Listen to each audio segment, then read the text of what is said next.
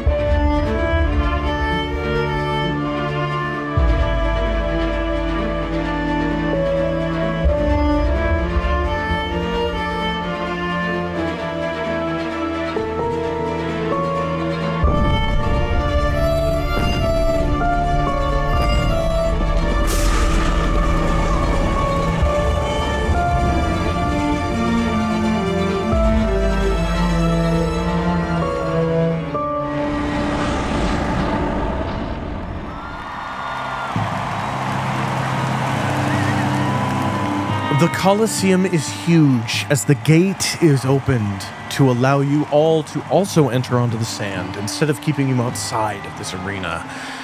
The hot sand reflecting the sun, somewhat dim though it is pushing through a ash and cloud-covered sky that you look up and see.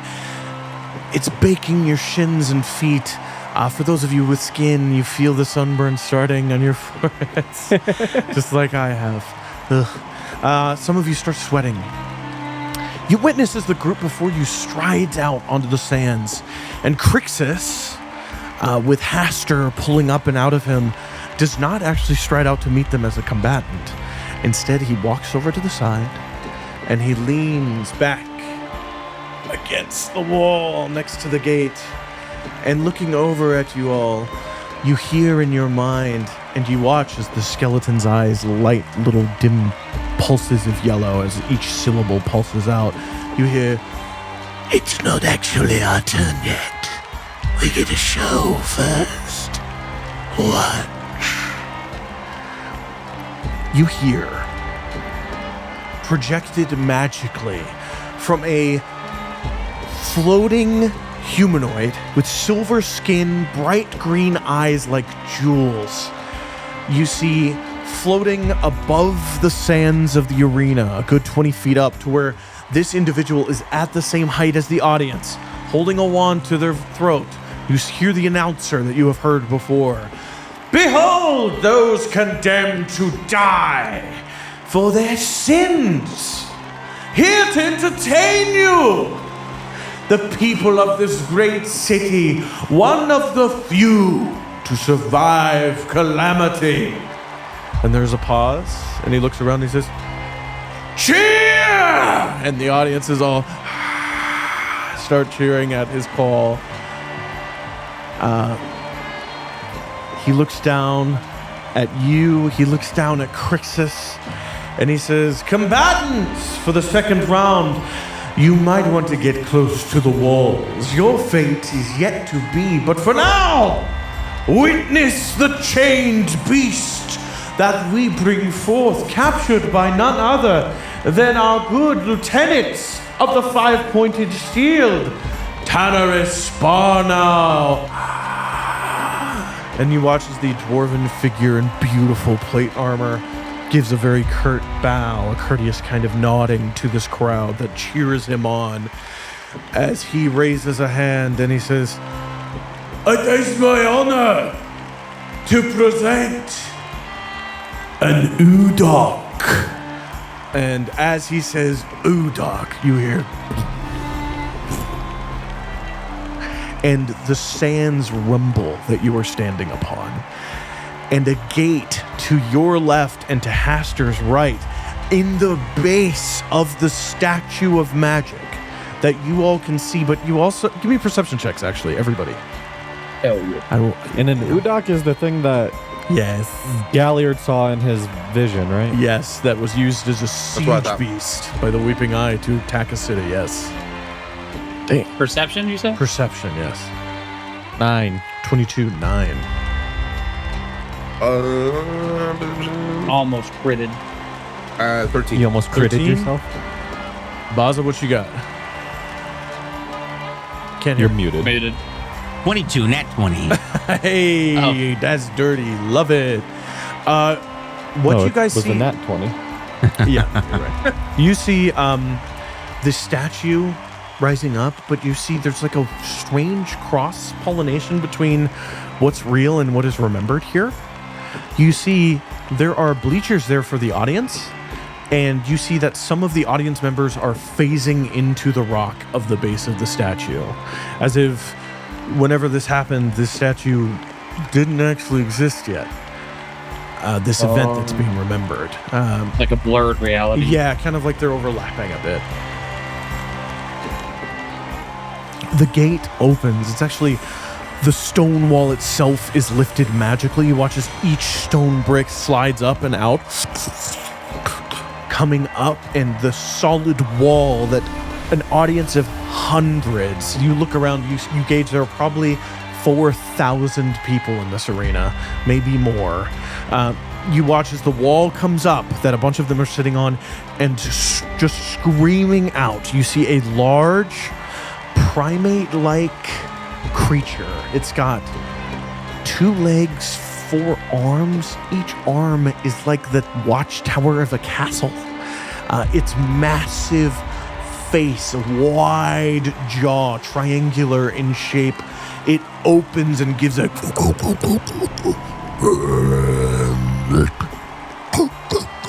kind of bellow as it comes out, and As it opens its jaws, you see it's got rows and rows and rows of razor-sharp teeth, about 4 rows deep in its mouth. It begins salivating at seeing this small contingent of prisoners that are splayed out in what those of you with military backgrounds gauge as a very rough, scattered formation to try to flank this creature after it's going to charge them, and charge them it does. Quickly, this creature, using all 4 of its arms and its 2 legs to pounce forward like a silverback gorilla, but the size of a building. It rushes at them, and instantaneously, of this group of 6, 2 of them are just pancaked, crushed to butter. As it comes through, 2 hands will slam down, and then it has 2 more, and it will just slam them down on these guys. It picks up the butter and the sand and the pieces of them, and it just drops it into its mouth, just salivating blood that steams on the ground in this hot desert sand of the arena. And with each death, the audience cheers. And with a nat 20, Bazza, you see Velsius as he was from the stands, from the box of honor. You see him very slightly wince. Unlike anybody else watching, he's the only one. 4 of these poor slaves, these poor believers in the prime deities, still stand. You watch 2 of them are in a full panic. What do we do? What do we do? And they just start running in the sands. You see one, he must have been a fighter before he was captured, or some sort of warrior. He takes this gnarled branch that was given to him almost insultingly as a weapon, and he rushes forward at the Udok, and it simply backhands him into the stone wall right next to Galliard and Siromon's heads as they're kind of leaning up against the wall. And you see as the majority of his body falls away, but the impact was so hard that part of his spine and his back remains compacted into the now cracked stone of that part of the Colosseum. Again. And you see the one who was willing to question Velsius, who asked him why he was asking these questions about the divine. This one, you watch as he reaches for a holy symbol that isn't there, and you see as he casts a guiding bolt, and as it hits the creature, the Udok turns, looks, and quickly and devours him. The other 2 are laid low in no time, not even 40 seconds. And just as this Udok starts looking at you and looking at Hastur, you hear the sickening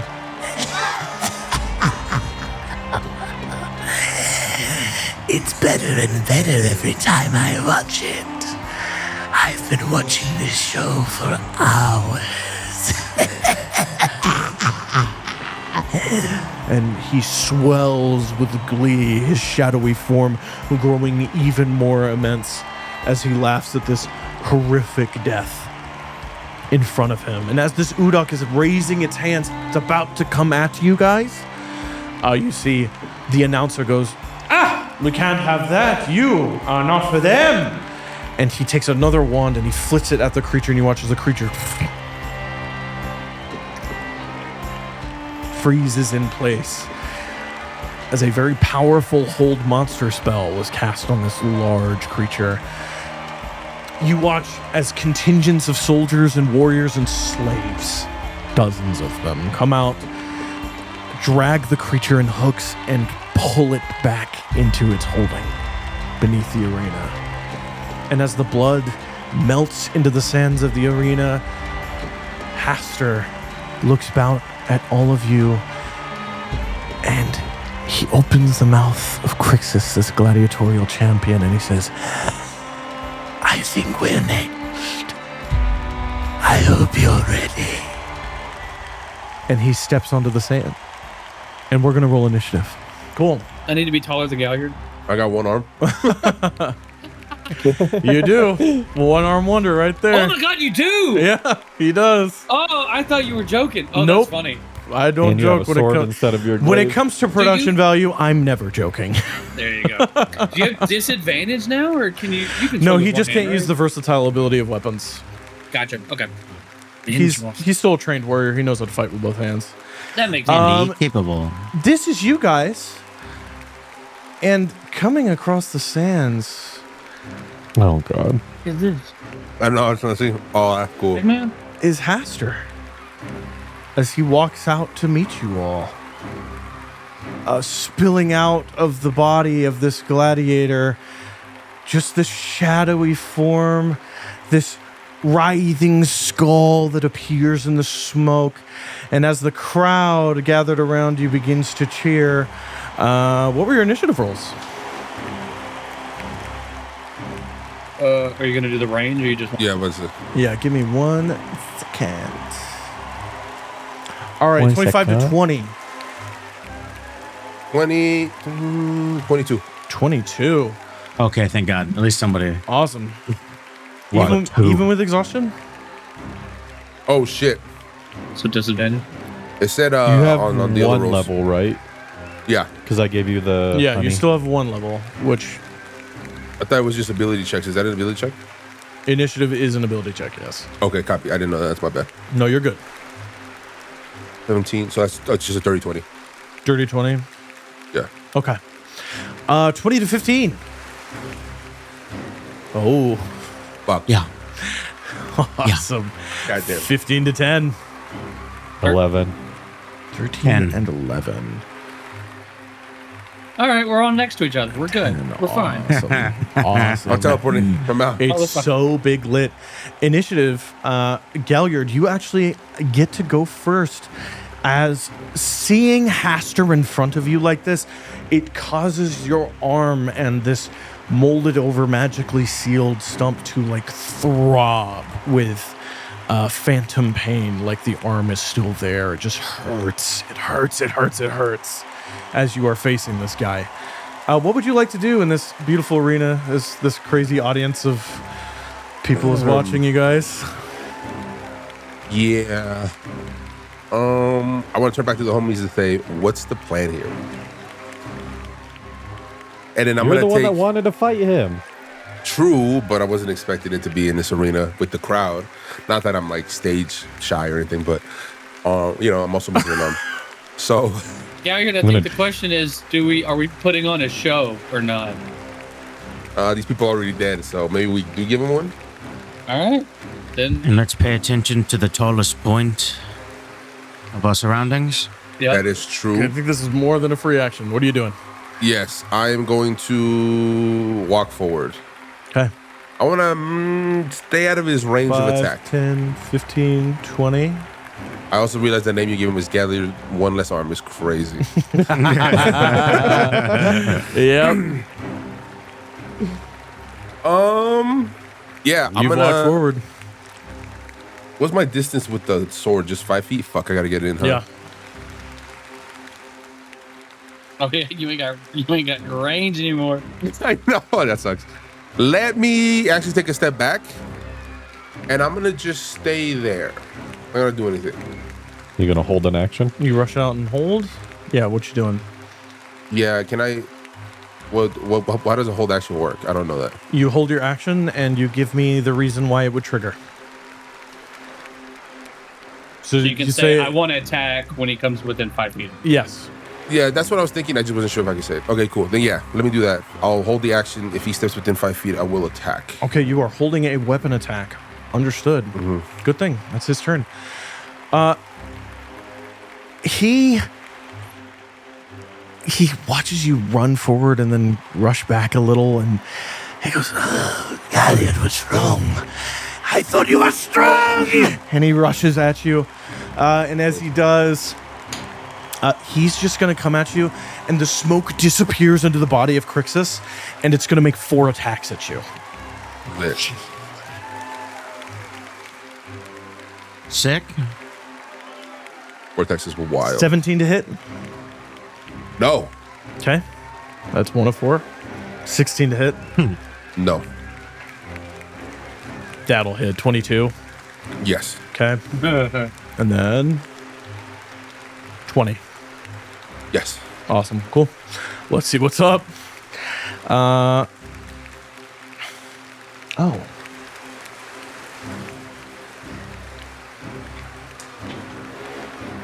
Okay.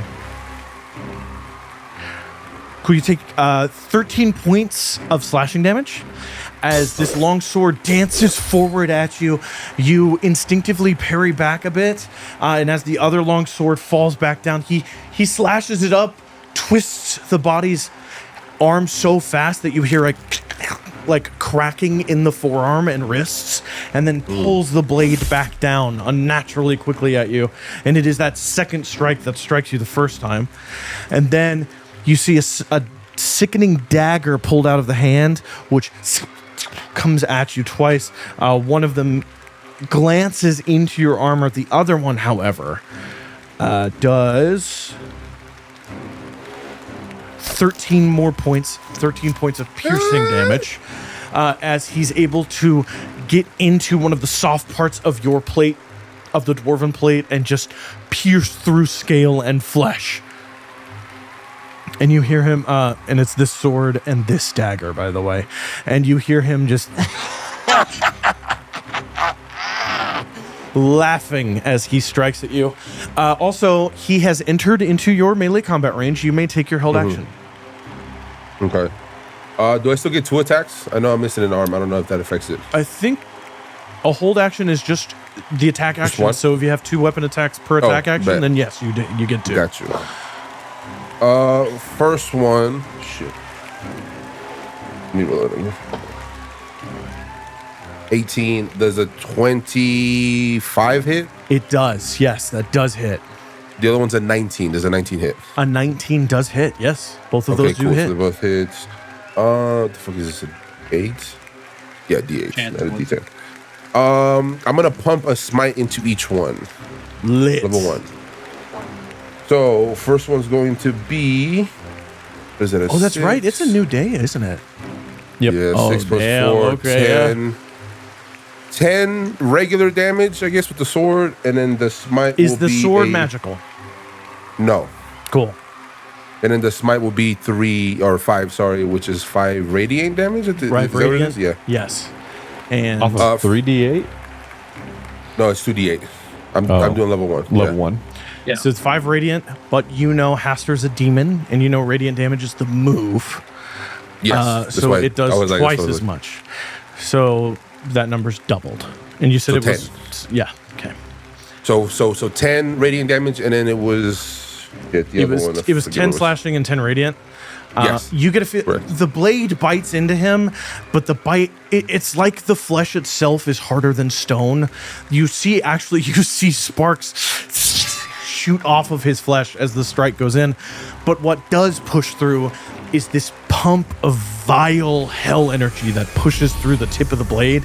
You watch that settle within the body of this gladiator. And you see and you hear in your minds, all of you hear a Good. Sick. For my other attack is going to be 7 regular damage. Okay. And then is going to be 10, so doubled will be 20 radiant damage. Yes. Is Perfect. Hastur a fiend or undead that we... Give me a religion check.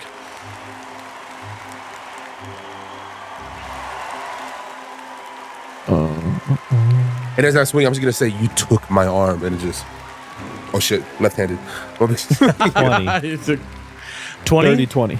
20. You know, if Hastur is a demon, he's very, very likely a fiend. And judging from Then how the pulses of energy in there are hurting him, little confirmation. Then Galliard, roll 2 more d8, because you get 1 extra d8 if he's a fiend.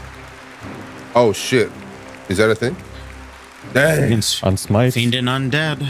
Dang. Come on, Paladin. I appreciate you. My bad. That's why I was saying 3 Greatest d8. weakness. Read your character sheets, people.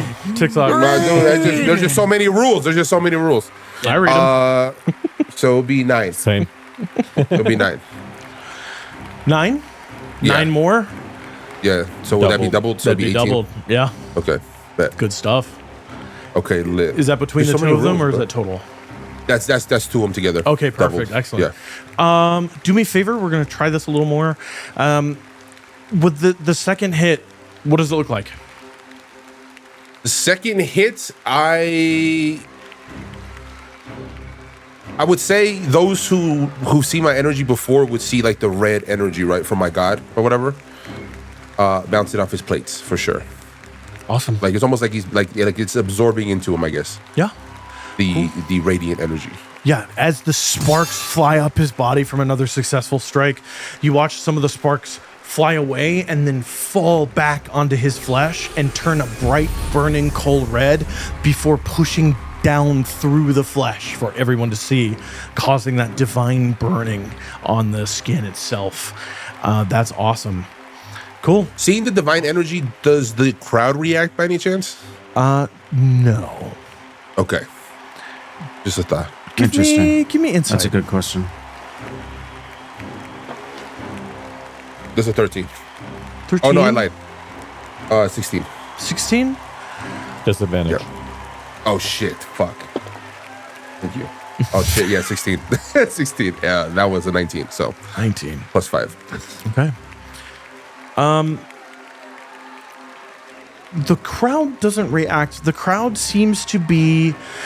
It's strange. They're reacting at weird times for what is occurring right now. You were only struck twice, but they reacted like something just got hit 4 times. And then you struck back and there's no reaction. But you do see from some of the more powerful people here, you see that Velsius as he was and Tannerus Barnow are watching this fight and they are watching it directly. You actually see that they're both leaning in over the railing of the viewing balcony that they are resting in, looking down at you directly. Sick.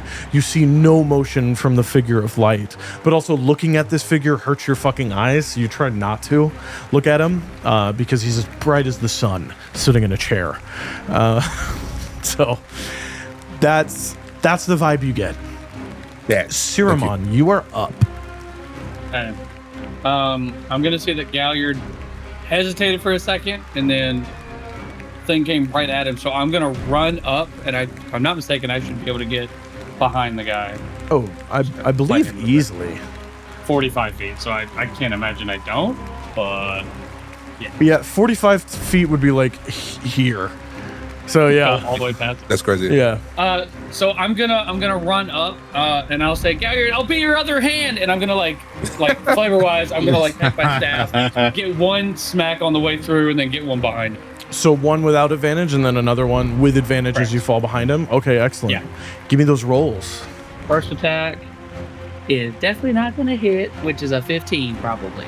15 will not do it. Yeah, I think so. Okay, second hit. Ooh, 19. 19 will hit. Awesome. So I will do damage on that. Oh wait, no, 10. Sorry. That is 8 points of damage. Okay, and it's your staff. Second hit, and then I'm going to then try to grapple him. Okay, let's do it. Give me Interesting choice. athletics. Would this be an advantage, because Galliard? No. Damn, worth a shot.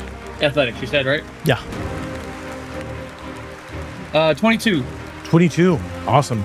You are able to wrap your immense, as we just seen, elephant form around the figure that Hastur is spilling out of. And it is the coldest sensation in the world to see and feel a demon spill out of something through you to take form above your head. Ooh, as okay. Hastur is pushing through your pores and organs too, to continue to form this like tornado-like cloud of swirling darkness there that you have now grappled onto. And you see the skull just swims around in this tornado vortex of darkness and comes down to your level and goes, Oh, the puppet is not the master, boy. Yeah, but I can't grab you. I'm gonna then, as I'm grabbing onto the body, I'm just gonna lean over and go, Ray, it's pretty cold. Can you come help out? And that'll be my turn. Cool. At the end of your turn, Hastur is going to use Screech of the Abyss. I need you to make a Wisdom saving throw. Well, why does that sound so scary? +4. Just to be clarified. +4, not that's right. You are close enough. +4, and is it charmed or frightened? It's Just to clarify. frightened. It's Awesome, frightened. I have advantage. Okay. Advantage did not fucking matter. So +4. +4. 10 + 3, 13 + 4, 17. Nope. Cool. You here's what happens. I'm afraid of ghosts and demons now. The ghostly skull of smoke and doom begins to take the shape of a Luxodon, and you begin to see flesh growing upon it, and you watch as its trunk like blows at you in the elephant way, which I'll include in post because that was bad. And then you watch as just where yours trunk is, it decays. But the decay becomes a flaying and ripping of skin, a degloving event as it is rolled up, and the flesh and muscle beneath begins to melt into pools of liquid muck as it rots in front of you. And Hastur says, All that awaits you is death. and then you are consumed in the smoke. You are frightened, I don't want to play anymore. and you're going to take damage. Damage too? Yeah. Fuck. I don't like this. I don't, yeah. Yeah. My bad, guys. I'm gonna scream even louder. Ray! You take 18 points of psychic damage. Yes. I'm too stupid for this. Y'all gotta help me out. And what color would you like to remind you that you are frightened, my friend? Red, 100% red. Red. Boom. Red is frightened. There you go. You are frightened. Fucking hell. Cool. That was his legendary action. Ray, it's your turn. I don't really have anything for that right now, Siromon, and I'm gonna launch a guiding bolt at Hastur. Okay. Cool. Give it to me. I critted. Lit. So 27. 27. Well, yeah. If that doesn't, Surprise. He has a ceiling. If you go above too high, you also don't hit. Yeah. 30? No. Nope. All right. So 4d6. Oh my goodness. Is it going to be doubled? Yeah. Since it's a crit and he's vulnerable? Yeah. whatever your final thing is. The will get total doubled. number gets doubled, yes. Yeah. Okay. So 2 5s, a 4, and a 3. Awesome. 10, 17. 17. 17 times 2, 34, 68. Yes. Holy shit. And awesome. off of a level 1 spell, guys. Yep. They'll do it. That's the dice are the dice, bro. That's how they be. And now he is shining with some platinum light around him. Yeah. And I'm gonna come up to the right of. Ooh. Do we lose the advantage now that Siromon's frightened, since he's not considered like a? Well, am I? Yeah. He's Am I still technically a grappling him too? combatant. Oh, okay. Grappling him. Would you like to give me a wisdom check for that?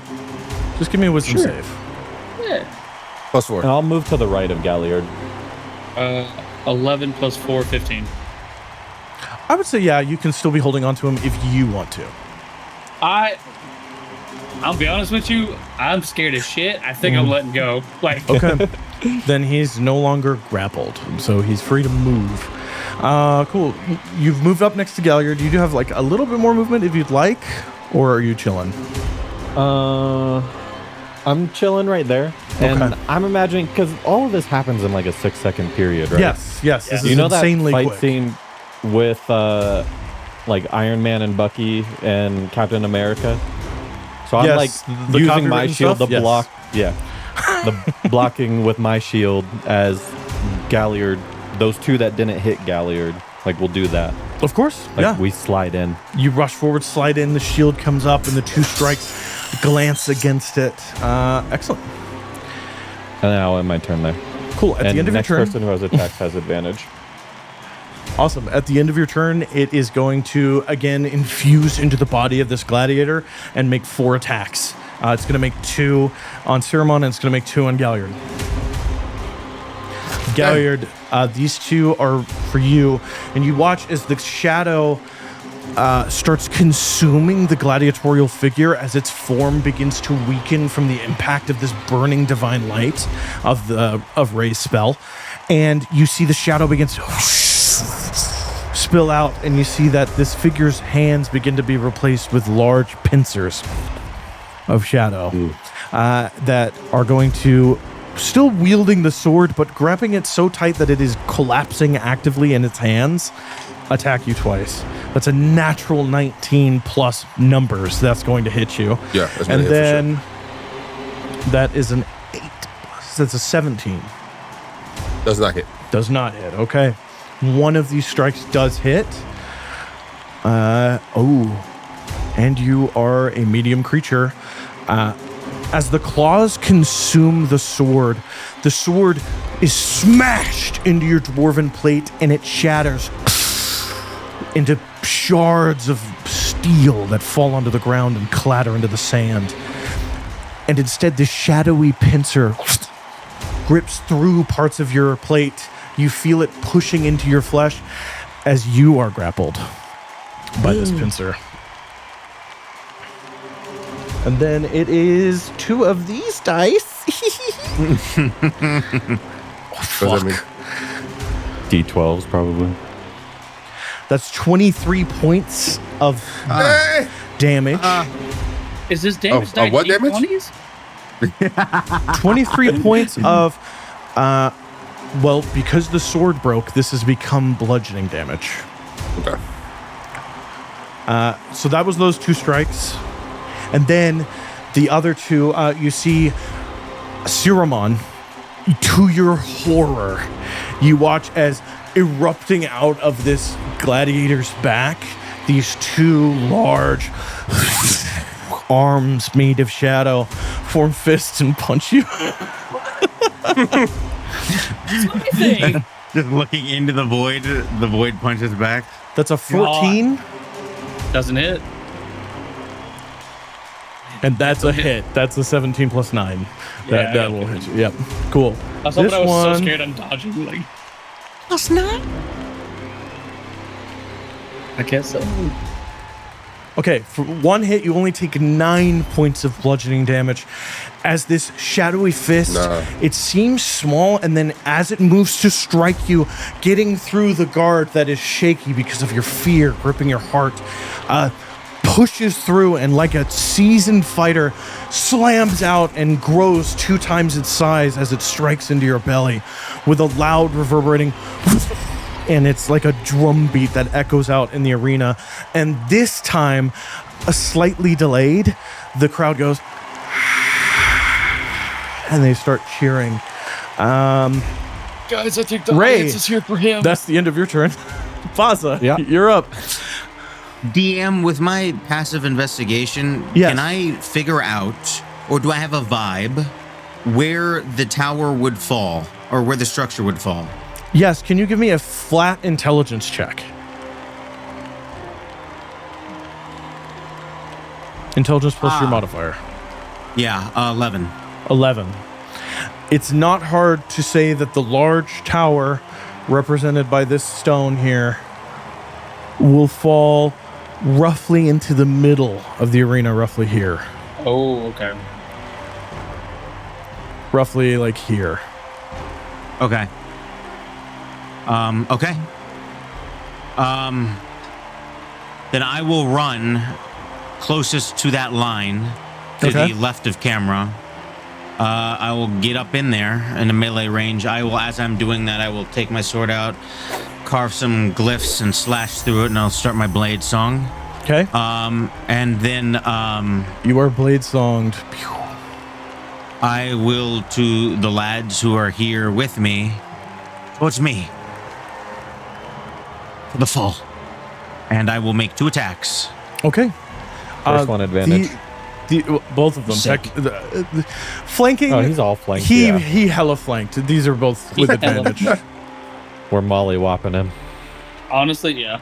Damn, thank God for advantage. 17. 17 just hits. And then that is going to be with booming. The second one without. That'll be 20 lot. 20 lots hits. So Screaming Scimitar. There's a bunch of dice. So first, I forgot to say the Screaming Scimitar and the Staff of Sapping are now actual items in D&D Beyond. Oh, shit. Make sure to equip them. They're that slightly is different.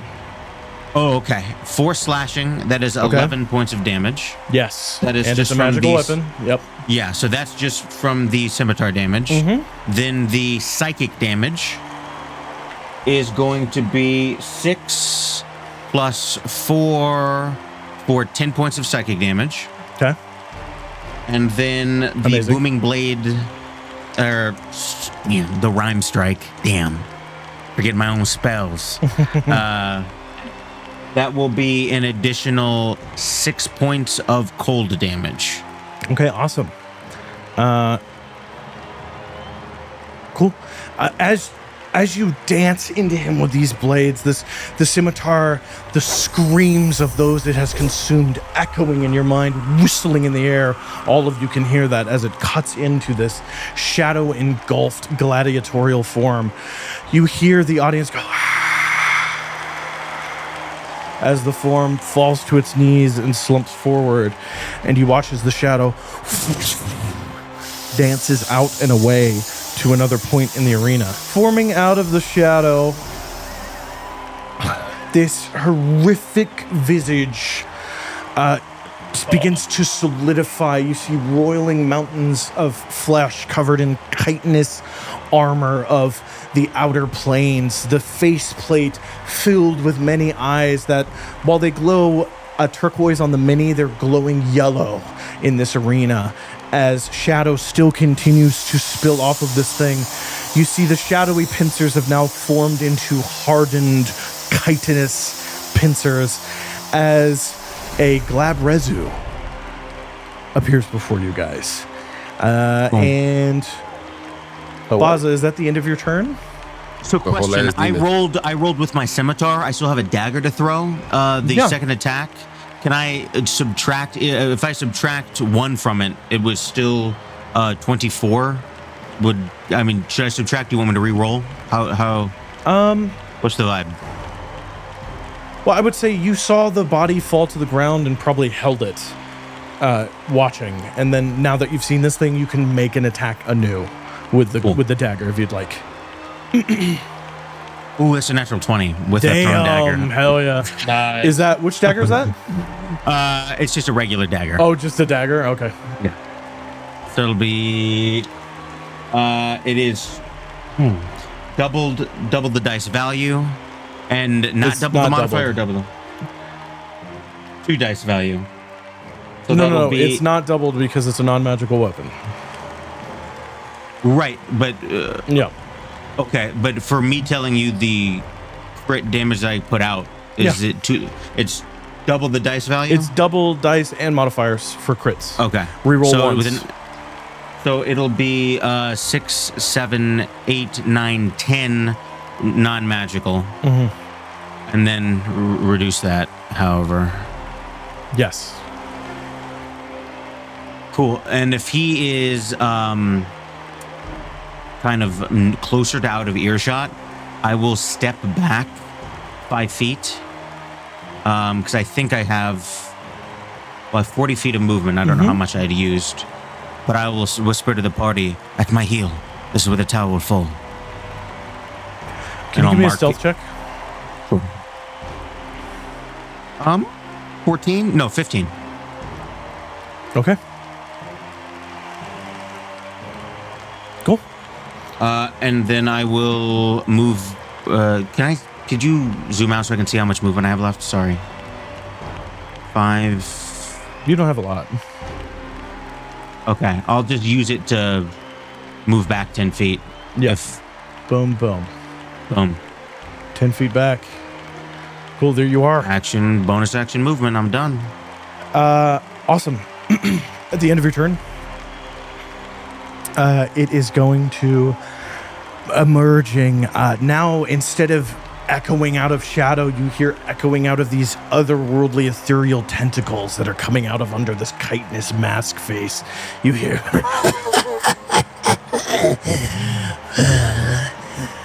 This is what I look like. And in order to ease your feast, I think some of you need to stay where you are. And it's going to point a pincer at Siromon. And Siromon is going to cast the spell, Power Word Stun. Oh. Can I use my jar and try to capture it? What is the height of the level of the jar? Its capability. Let me see. I believe past 6th level it can do nothing. I have a side question. Am I still frightened? Yes. Okay. The thing you're frightened of is the demon, not the body it was puppeting. Got it. Okay. Double checking. Good question, though.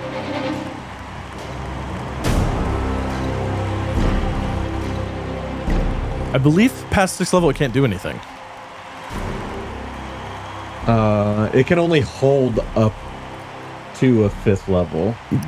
Yes, but for the ability to work, would it not have to be able to hold the spell? I think That's what I'm reading I think at in the bottom wording with it being empty. Yeah.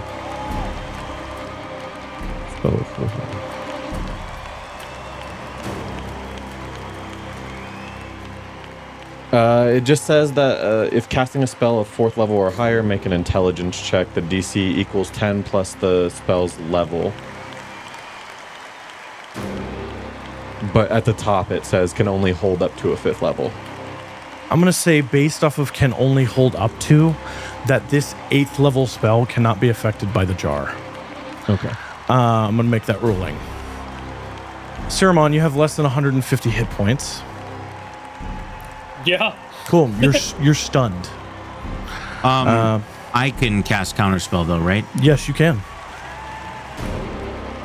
Why am I get targeted? What did I do? You try to grab the fool. You're closest and delicious. I cast counterspell. Okay. 10 plus the spell's level. Mm-hmm. Can I give him disadvantage because I'm scared? I'm just kidding. Ability check using a spellcasting ability. So that is a 10 plus 4, and it's a what level spell? It's an 8th level spell. So you need to beat an 18. No, sir. Cool. Wait, are you within Galliard? No, you're not. No, it's not a Are saving you throw. within Galliard? Oh, Yeah, are you within him? Are you up in there? Cool. No, Siromon, I'm up in there. Siromon, the fear Whoa. spreads like a cold poison through your mind, body, and will. And you find yourself frozen in place. Not so much frozen by magic, but as if his power word has taken your fear and caused you to pick fight, flight, freeze. You've chosen freeze. okay. At the end of your turn, you can make a save, which sucks. I'm sorry, but that's just Yeah, it's no, a it's fine, it's it's a demon. If I was one more level, I could do something about it. Awesome. Hey, I let's don't think kill that him. does Let's stun. see. I think that's just charm and frighten. I could have gotten rid of the frighten. Oh, yeah. Next, Velsius walks forward. Starts roiling with eldritch energy, and as he does, a hand goes up, and the crowd goes silent. And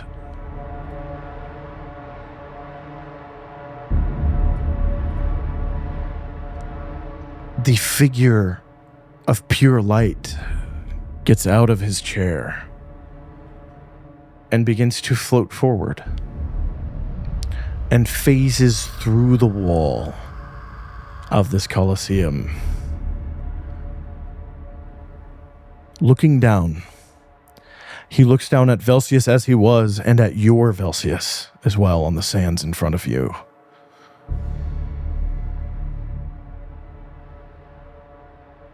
You are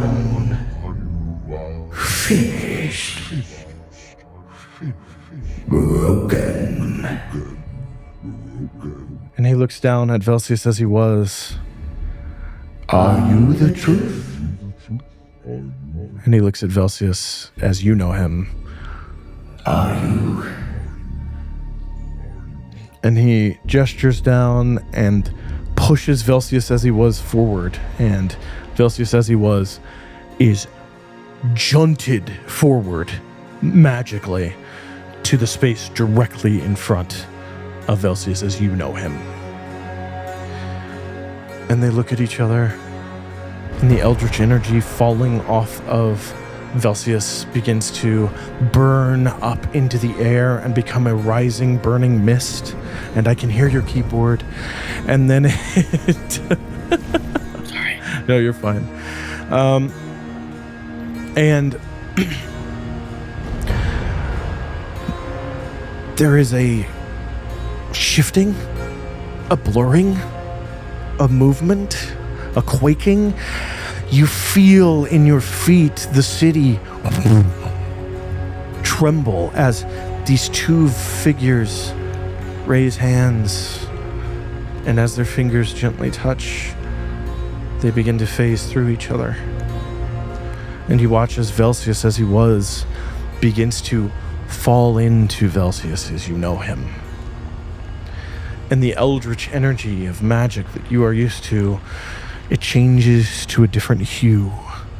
It goes from the grayish blue to a deep green that burns like a roaring fire around him. And Velsius, as he was, grows out of the body of Velsius as he is. The unkempt beard trims. The hair takes the look of Velsius as he is remembered. His armor, you watch as the places in his leather armor that are leather begin to fold over with layers of steel that seem to be emerging from the leather itself, like liquid seeping up through wood. And you see Velsius become the memory.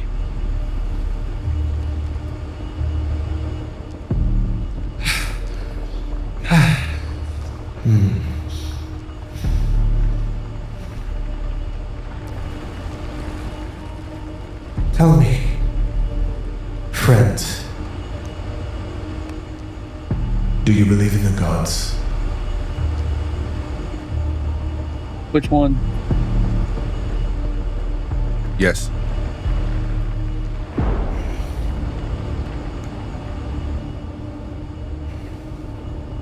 Such belief is illegal in the sight of... And Velsius is going to move back. And he's going to Eldritch Blast you twice.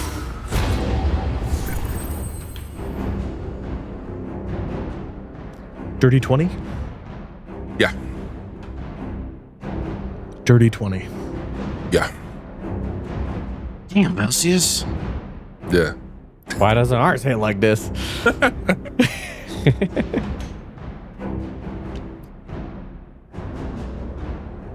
That's 13 points of force damage as these two burning green streaks of flame shoot out of his fists directly into your side, crunching down parts of your armor as the flame dissipates and the sheer raw force of their energy pushes into you.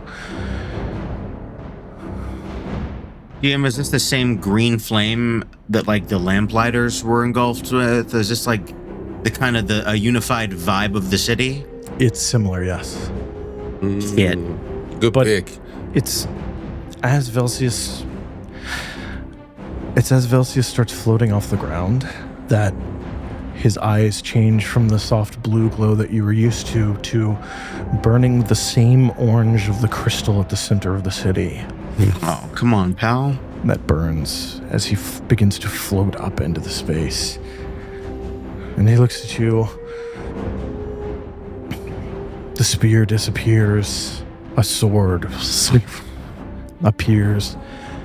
He goes, shoo. It is wreathed in flame. A shield falls from the sky and lands on his arm.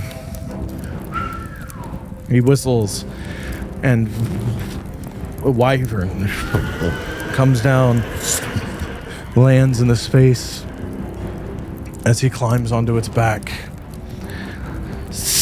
pulling the sword across the top of the shield, sparks skidding out, fire dancing out like small gout streams of flame from the blade. Die, heretics. And combat will continue. With Velsius in the turn order as... Velsius in the turn order as Velsius as he was. Damn.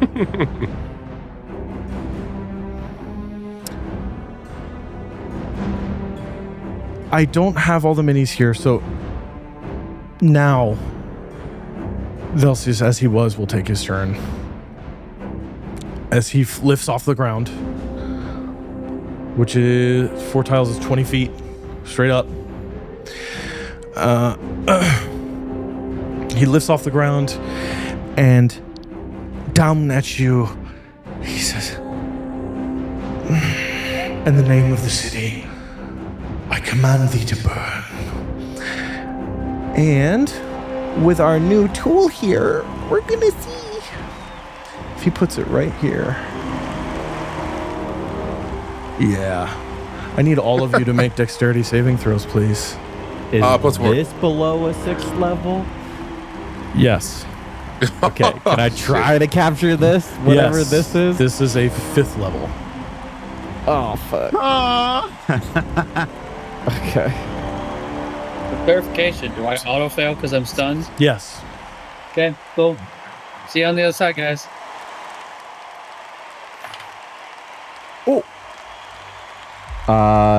Plus intelligence, 19. Cool. He's going to use I a rolled a legendary 17. resistance to force you to reroll. Okay. Oh my god. I'm going to do a different dice. Oh, I rolled a 17 again. Okay. So 19 again. Cool. The 5th level's fireball that he's summoning through his shield, which you see is now glowing with energy, is instead pulled into the pot and then lidded. Thank God. Cool. I look over at Ray. Good job. That's more powerful than what I can do. He's more powerful than any of us. This isn't going to be fun. That's your mom. Jonathan is crazy. Cool. That's all I got. Galliard. It's you. I should have kept my mouth shut about the gods. I am going to, as a bonus action, touch myself. Crazy. That's wild. Lay hands on myself. 20. Say so I less, can heal say 20. more? So I can heal 20. Okay. Waiting is our... Yeah. Can you X. describe how you touch yourself? Where? It's You just also badass. only have like- one like- arm, so like... No, Badass it's just is literally, crazy. it's just literally just badass. Just touching myself, being like, I should have never talked about the gods or whatever, and just healed myself. Listen, it's not a little too You sexy. take your you know little what I'm saying? nub. You take your That's little nub. crazy. That's I'm using my crazy. good hand. That's It's my good crazy. hand. I love the idea of... So yeah, heal 20. Fuck. Nub check. I Are am we going. doing the collapse Yeah, or what? dude, I'm with you. Okay. I'm going to. Can I ask you a question, Ryan? Yes. Now, I didn't think about it back then, obviously, because there was a lot of stuff going on. But realistically, the clapback ring would have been on the decomposed hand or whatever it was. I would have taken it off, right? You- And I would have you- put it on. You would have known to. Yeah, correct. So my idea was putting it on the same hand. How do I activate it? Do they have to clasp together? You have to. We gotta Two get hands. him Two Well, hands. no. I can't just be like, No. have to clasp. Okay. Brother. High five somebody? Yeah. That is a good question. Can I high five somebody? No, it can't be attuned to two different people at once. Damn. Oh, that's true. That's true. Okay. Well, then that goes my plan. So funny. Yeah, my plan was to literally run as far as I can and then clap back rings Siromon back into somewhere safe. Wait, why would we want to bring ourselves? Oh yeah, that's into where right. it That's comes right down? because he's safe. He's safe, right? He's safe there. Yeah. You're right. Yeah, we're Okay, all outside well- of it right Also, now. can't move. So Yeah, he can't move at all. I got him. I got our boy. Okay, bet. Then I'm going to just make my way back towards like next to Bazza. Maybe Making my like way downtown. a step or two next to him. 5, Behind him, I mean. 10, 15, 20, Yeah, on the opposite side because I'm not fucking with this. 25, Velsius. 30. Yeah, Okay. right there. fair. We're in the danger zone, bud. Yeah, hopefully your plan works. And that will be. You know what? Is he 30 feet away from me? Hell yeah. Velsius? No. There's no He's way. 20 feet up. So He's yeah. 5 feet. 20 feet up? He's 5 tiles away, which is 25 feet, and then he's 20 feet up. A squared plus B squared equals C You know what? squared. Fuck it. It's not gonna hit, obviously, but I am going to use my dragon breath at him just for flavor, Okay. just as a fuck you, just in Cool. the air towards Velsius. You breathe out your dragon breath with a like the shocking beam of lightning shoots up, and it falls into this chest of this wyvern that Velsius is on the back of, and the wyvern and looks down, and since it's the end of your turn, legendary actions with 2 legendary monsters. That's awesome. That's crazy. Dog, you had to stand by me? Actually, that's my thing. Velsius is 32 feet away according to Pythagorean theorem. Damn, so get fucked. Just out of range. It's so funny because I was like, just trying to do the math in my head. I'm like, listen, scientifically speaking, I don't even know what's going on. Mathematically, all of the above. Let me see. Cool. Velsius's blade lights with fire. He lifts it up, and you see it starts going as the flame starts to somehow be pulled into the face of the side of the sword, into the naked steel itself, like it's breathing it out on one end, pulling it back in the other. And then he slashes down, and it's a 10-foot wide, 100-foot long line. So that would be the two of you, Bazza and Galliard. My bad. Bro. Right. You guys need to make dexterity saving throws as +4. a solid line of ethereal flame is erupted forward out of the blade, and it begins to forward, kind of like the noise you hear. It's like a kind of like Jujutsu Kaisen when he claps his hands together. Yeah. And there's like that beam. It's that, but it's fire, eldritch fire. What were your rolls? I did a 24. 24 14. succeeds. 14 fails. Yeah. All right. Damn, +4? I might have to get more dice. No, I'll just do math. Might be going down. Welcome.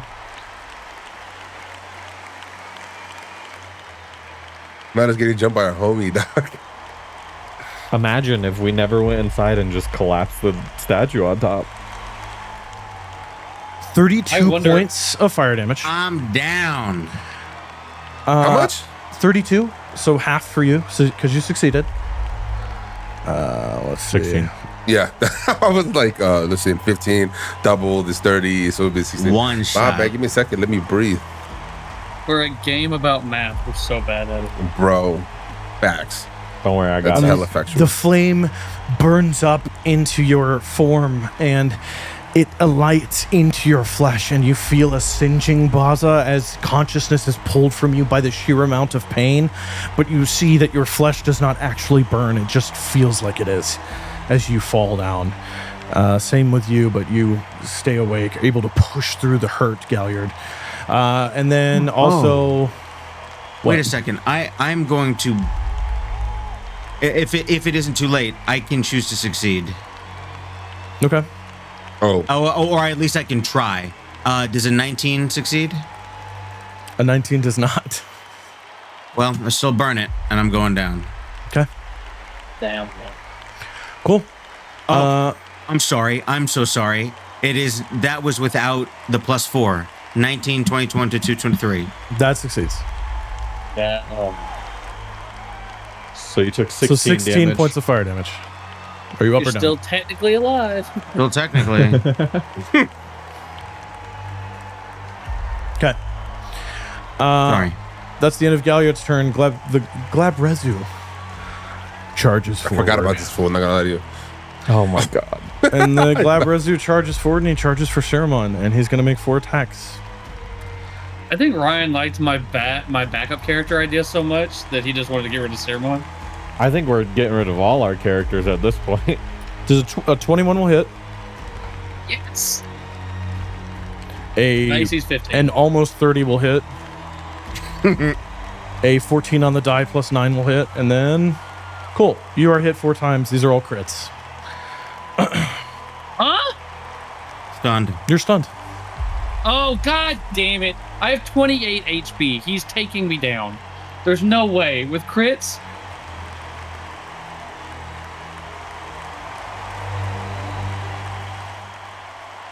$41 points of bludgeoning damage. Yes. I'm not dead, but I'm dead. That's 1 hit. Oh my god. Oh, I'm dead then.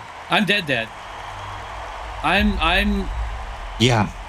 yeah. Yeah. Because he's gonna do more than double my health. The Well, it doesn't matter. The first one took you total down. the total for the second attack on its own would have equated the entirety of your remaining health if you had twice your health pool as well. It's 4 hits. That's all 3 death saves. I'm dead. Siromon. Okay. Siromon.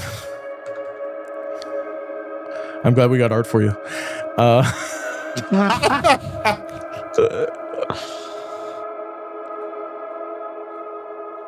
That's crazy.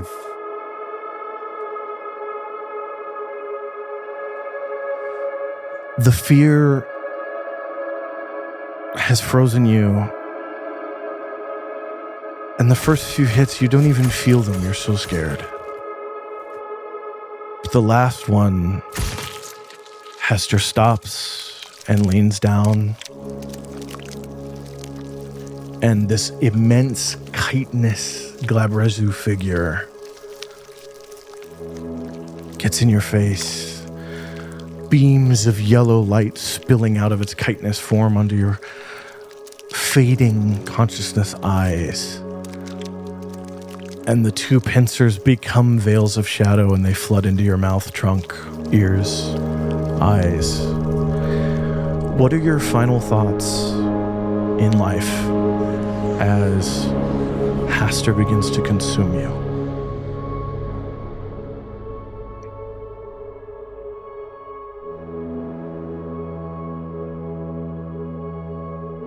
Siromon has only recently really started to understand what fear is and what fear means. And what it means to Siromon is the people in his life that he cares about the most, the friends that he's made in Port Damali and the Bagman's realm, at Ready Pete's, and on this adventure. And for him, the fear is not being able to help them survive, live, and be happy. So as the fear and the pain all take over, I think Siromon is trying to turn his head towards his friends to get one last glimpse so that they're what he sees as his final sight.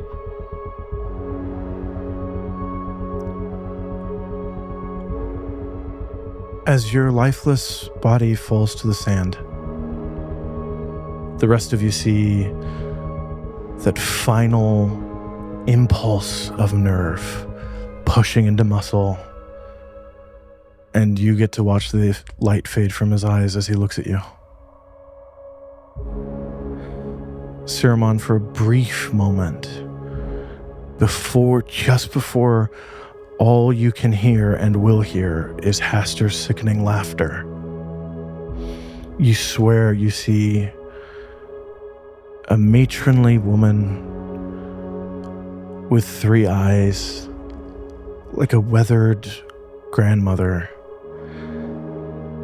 is behind your friends on the sand, her head cocked to the side, locked into the sight of your eyes, and she ceases crying.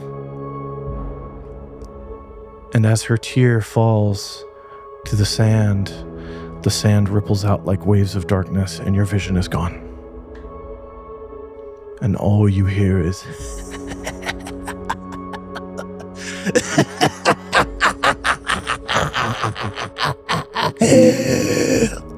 I will torment your soul forever.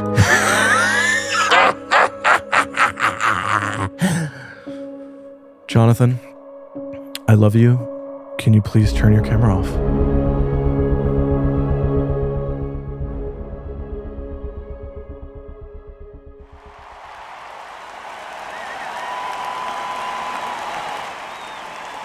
Ray, it's you.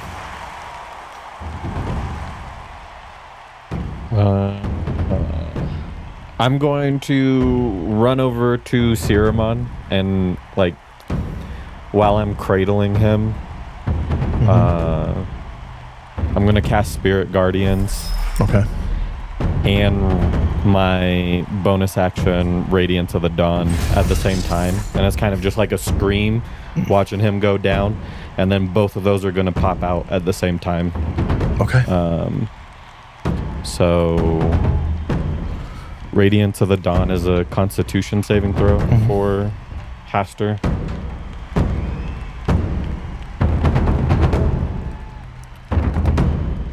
$20. He saves, so he'll take half damage. Okay.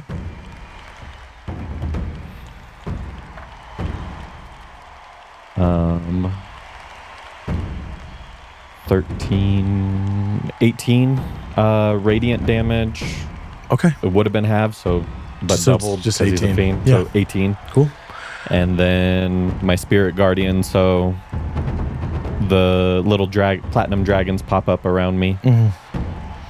They And don't. then- They erupt out of the wall of radiance of your scream. It coalesces after it singes this demon's form into these dragon forms, which begin to swirl around him exclusively, all kind of looking at him. And then I'm just going to try to, like, swing around and, like, position myself between Siromon and the Glabrezu. Yeah, I would say you can do that, yeah. Oh, God, that was weird. All right, yeah. I would say you're able to be in his space. Okay. And then that ends my turn. Awesome. Cool. At the end of your turn, the Glabrezu is going to burn a legendary action to make a multi-attack against you, which is 4 strikes.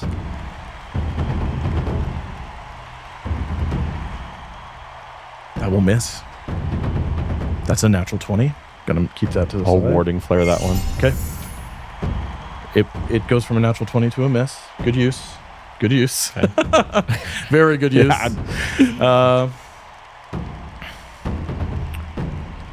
That's 23.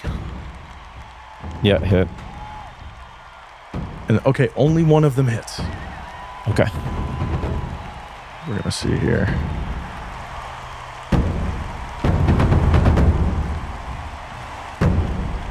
You take 11 points of bludgeoning damage as these pincers come down, the eruption of divine energy from you, and these dragons, each time it's about to strike, one of the spectral images of a dragon will just breathe a little gout of fire into its many eyes, causing it to wince and pull back in pain.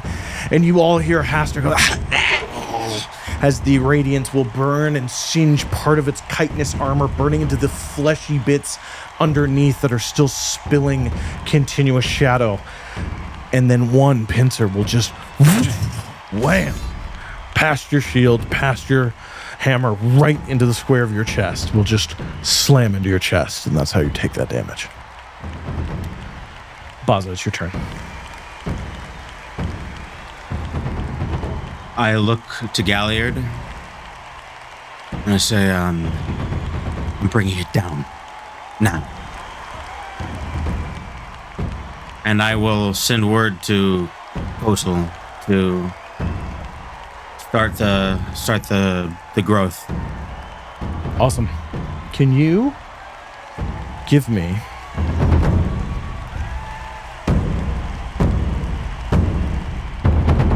he starts the growth to activate the array.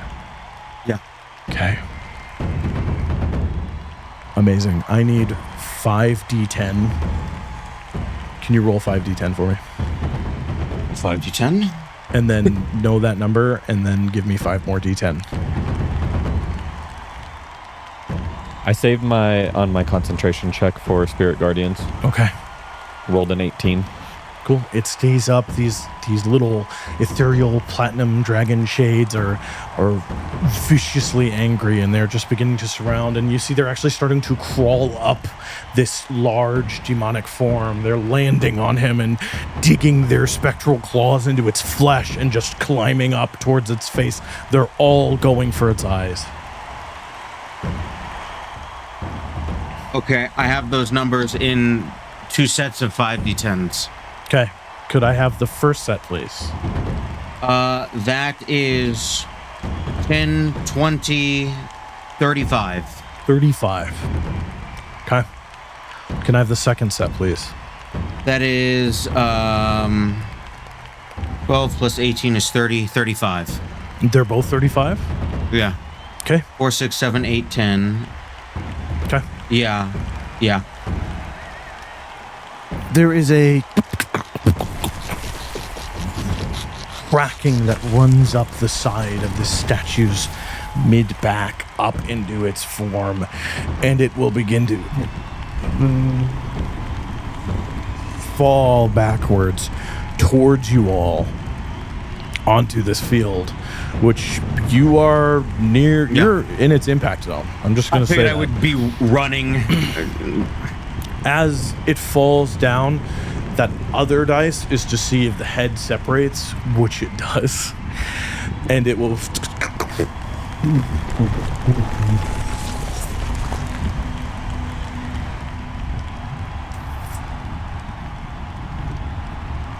I'm gonna let you do it. Okay. I don't want to be responsible if something happens. Can you roll a... Yikes. Can you roll a... We're going to do a d20 as a luck roll. Just roll a d20. It's my lucky boy. We'll see how lucky it is. It's an 11. Okay. Ray, I need you to make a dexterity saving throw. Siromon's body fails.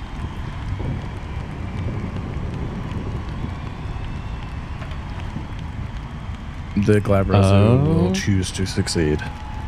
+4. 7. Actually, I don't think you're close enough. I don't think I'm close enough. 17. 17. Cool. You are able to duck and hide your head and dash just out of the way. I'm going to shunt you over as the head lands after the body hits the head and becomes its own flying object, its own missile, which lands into the sand. The Glabrezu succeeds on its throw, but it is pushed back, instead putting all of its pincers out and sliding in the sand as this head is dragged across.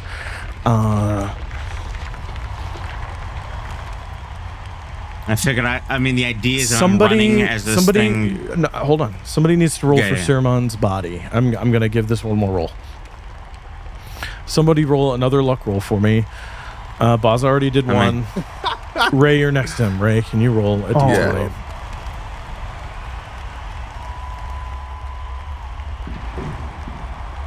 Ooh. 19. 19. Just straight roll? Just a straight roll. Okay. 19. The angle of the head, instead of the nose swirling down and crushing Siromon's body into near unrevivable paste, it glances and misses, and Siromon's body remains there motionless on the ground to still hopefully be used in a resurrection ritual at some point, if you all can escape this. Can you guys give me 2 seconds to fill this map with debris real quick? The collapse is catastrophic. It's like a rolling wave of debris and destruction as it completely crushes that whole side of the wall of the Colosseum over there, just leaving an open, cavernous entryway and a new entryway, basically. The audience that was there is still in their same place, seated or standing and cheering, though no seats yet remain under them, as they are Bad render. cheering immensely. They're screaming. They're getting giddy. Their faces are beginning to elongate. Their eyes are beginning to sink. They're beginning to become ravenous at the bloodshed as new souls are being added to the city. You actually see they're starting to surge forward, and you see the ghostly guards are trying to keep them back. As you watch as some of these ghostly citizens of the long dead city of Lathyrus are trying to spill onto the sand and come after you all. That's what's going on. What are you doing? To clarify, it is not like an opening that was created. There is, in fact, coming from the direction of the tower, ravenous undead. There are spirits that are freaking out, but they're like above. There is an opening. It's just you would have to pass under these spirits that are trying to climb over a non-existent wall now.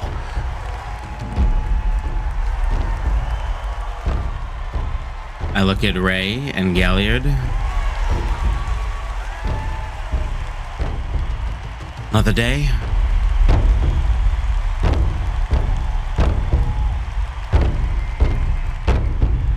I don't see another day in our future. You're muted, buddy. Well, we might as well die together, if that's the case. Fine. I will cast haste on myself. Okay, you're hasted. I will go up to Who's the got the cannonball? I do. Or you do. I don't know. Ray does. Ray, you have Yeah, it. I think Ray, Because we joked about your hair setting it off. You have it. That is right. Oh, yeah. Yep. Well, that's 10d10 damage right there. That is. Could do it. That's 5d10 I'm going up to force the and 5d10 Galbrizo fire and damage. I'm Yep. smashing. Who? Hastur. Cool. Hasted, you can definitely get up there. You charge over broken debris, and again, the time scale of D&D, the statue is collapsing. You're all yelling this. Are we staying? Are we leaving? Are we dying or not? As pieces of rock and debris are falling around, and you're jutting under, moving through, and then you get super speeded with the haste, and you and are now directly in front of Hastur, who is currently waving off layers of dust and debris from the destroyed head that rolled past him as he was able to just move out of the way. What's up? Hit me with it. Attacking. Go for it. No. Where is it? First attack is a 16. 16 just misses. Yeah, that's what I thought. Second attack. All right, that is an 18. 18 just hits. Booming blade, the whole shebang bang. Mm-hmm. You mean rhyme strike? Slashing damage, that is 9 points of damage. Mm-hmm. It's a magical weapon. That is 7. That is 11 points of psychic damage. Okay. That is 16 points of cold damage. Okay.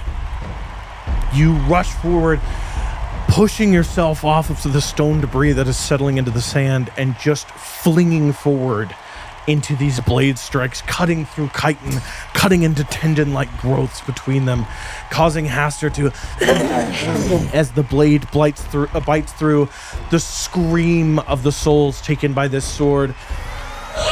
As you slash and slash and slash into it, smoke spilling out onto the ground, and the smoke spills out, and for a moment you hear Siromon screaming inside the smoke before the smoke diminishes. Bonus action, 2-weapon fighting. Okay, do it. Oh yeah. Wait, no, because my dagger's last, isn't it? Yeah. Mm-hmm. Yeah, that's 16. 16 just misses. Yeah. I'd say you pull the dagger forward to get that second bite in, and as you go rush forward, you hear Siromon in pain, in agony, screaming, echoing out of the smoke, and it pulls your blade back. Just the shock of hearing that. As I'm slicing and missing and slicing and hitting around him, I will do those 3 strikes as I rotate around to his back. Yep. Easy. Bonus movement, action, turn. Wonderful. At the end of your turn, Velsius, on his wyvern, will begin to... and summoning light and fire again, and you all will hear... Oh, I'm not too sure that's a good idea, my friend. And on the Colosseum parapet, burnt, an eye gone, covered in wounds, Offred Jobert steps forward and he says, "Burn with the light of the Platinum Dragon, heretic!" And a funnel of flame familiar to you, Bazza, who was once almost killed by it, will fall onto Velsius, and he's got to make a saving throw. And I don't think... Cool. He's gonna use he's not in range, and is he an ally? He's gonna use a legendary resistance to CC, so he'll take half damage, but still damage.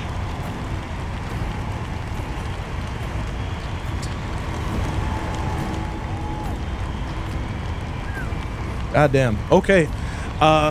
The fire, and it just becomes a rolling tornado of doom that consumes up, and the wyvern is cooked and begins to fall to spirit.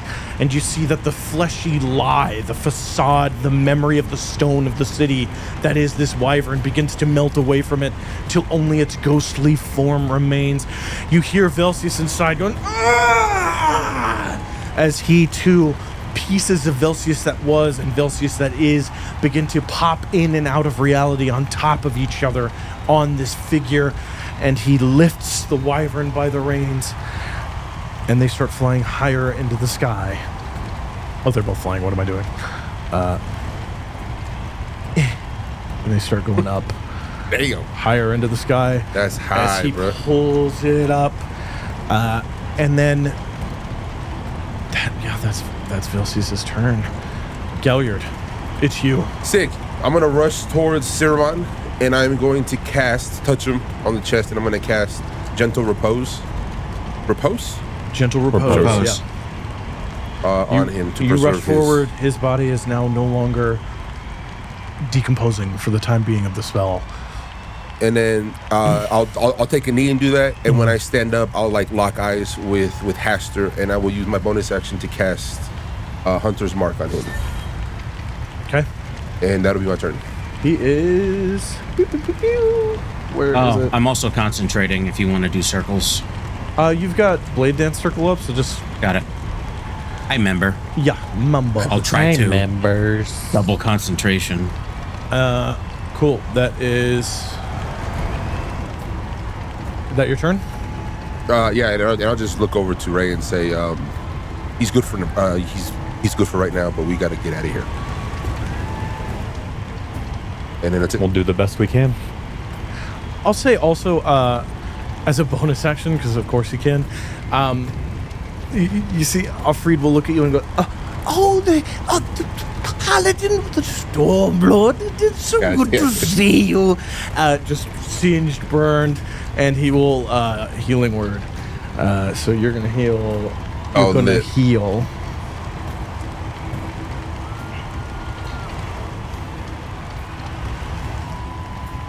Okay, that's 14 points of healing. Lit. You heal. It's the Glabrezu's turn. The Glabrezu, shaking pieces of rock off of it, reeling from these attacks against it, is going to enraged. Hastur will turn and spin, and smoke will spill out of him as he spins towards you, Bazza. Let's go. And he'll just go. 10 HP in a dream, baby. And he's going to attack you 4 times. No. No.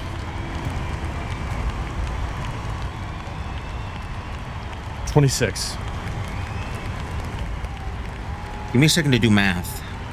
Shield. Yeah, because I've got mage armor. Mm-hmm. Mage armor +2 from haste. Question. So- Earlier, did he roll for the Spirit Guardian? Oh, yeah. Oh, that's true. He will choose to succeed. Okay. Shield will take me to, that's 21. That's 26. Yeah. What did he roll? He rolled 26. 46. 16 points of radiant damage from Okay. earlier. Is He that rolls a 2. It's 16 undoubled.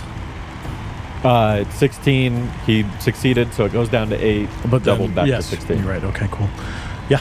The little spiritual dragons again are still crawling up of him. They're just ripping their little spectral talons into his chitin and musculature, and every time they rip little openings on the way up to his face, they'll open it wider and they'll and breathe this divine radiance into his form as they're climbing up of him. He rolls a 2 that will not hit. He has 1 more. No, I don't have to. 27. My AC is 27 with shield. I cast shield. Then that would not hit. But this roll will equate to 27. Okay, well then, that's when I burn it. Yeah, which becomes a 2. Awesome. He turns at you, cackling and laughing. I want. Hits the shield. Another. Hits the shield. So hits the shield. 2 feet. Stun. Hits the shield. He's just smacking into this magical energy that you're pumping out just at the last second to stop these blows. Sword in hand. That's his turn. Siromon's dead. Ray. It's you. Can I throw the bomb at Velsius? He's what? 40? He's 60 feet in way the air? high, yes. Way Just high. save it. Just save it, bro.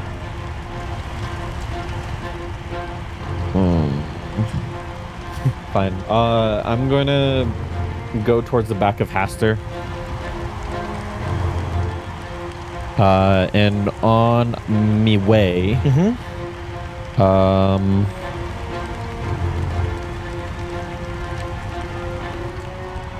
I'm going to cast a 3rd level guiding bolt at him.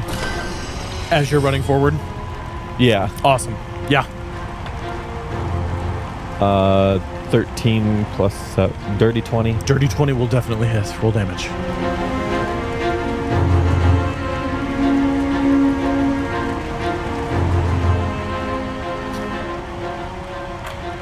Cool.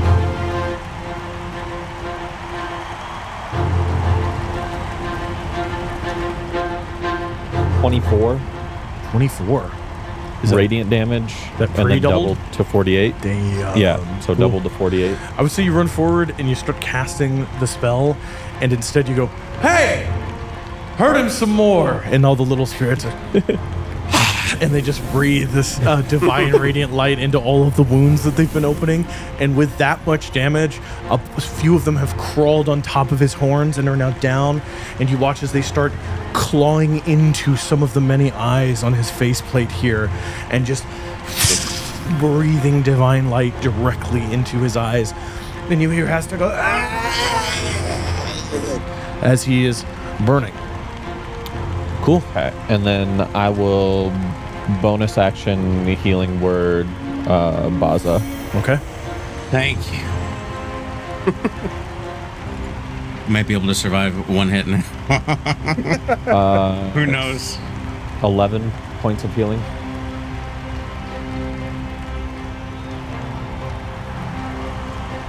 Awesome. And then Hell that ends yeah. my turn.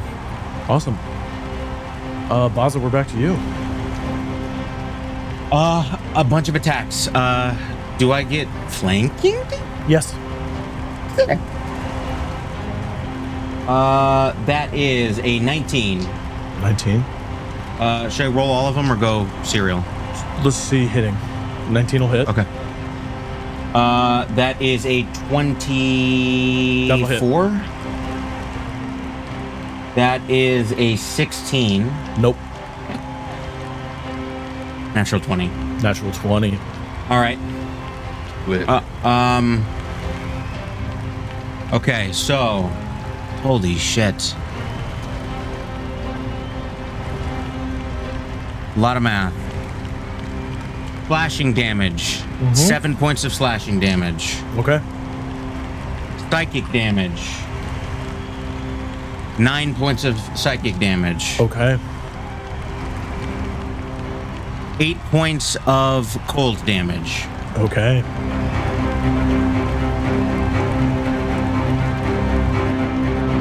Nine points or 11 points of slashing damage. All right. 7 points of psychic damage. Keep going with the numbers. Third attack. Mm-hmm. 10 points of slashing damage. Okay. 8 points of psychic damage. Fourth attack on the crit. Mm-hmm. I will reboom, re-rhyme. That is, and it's double dice value plus and double modifier. Double everything, yeah, and reroll once Okay. on any damage die, Okay. so that this crit fucks. 18 of slashing damage. Okay. That's a 1. That's also a 1, re-rolling. 4 and a 3, 7,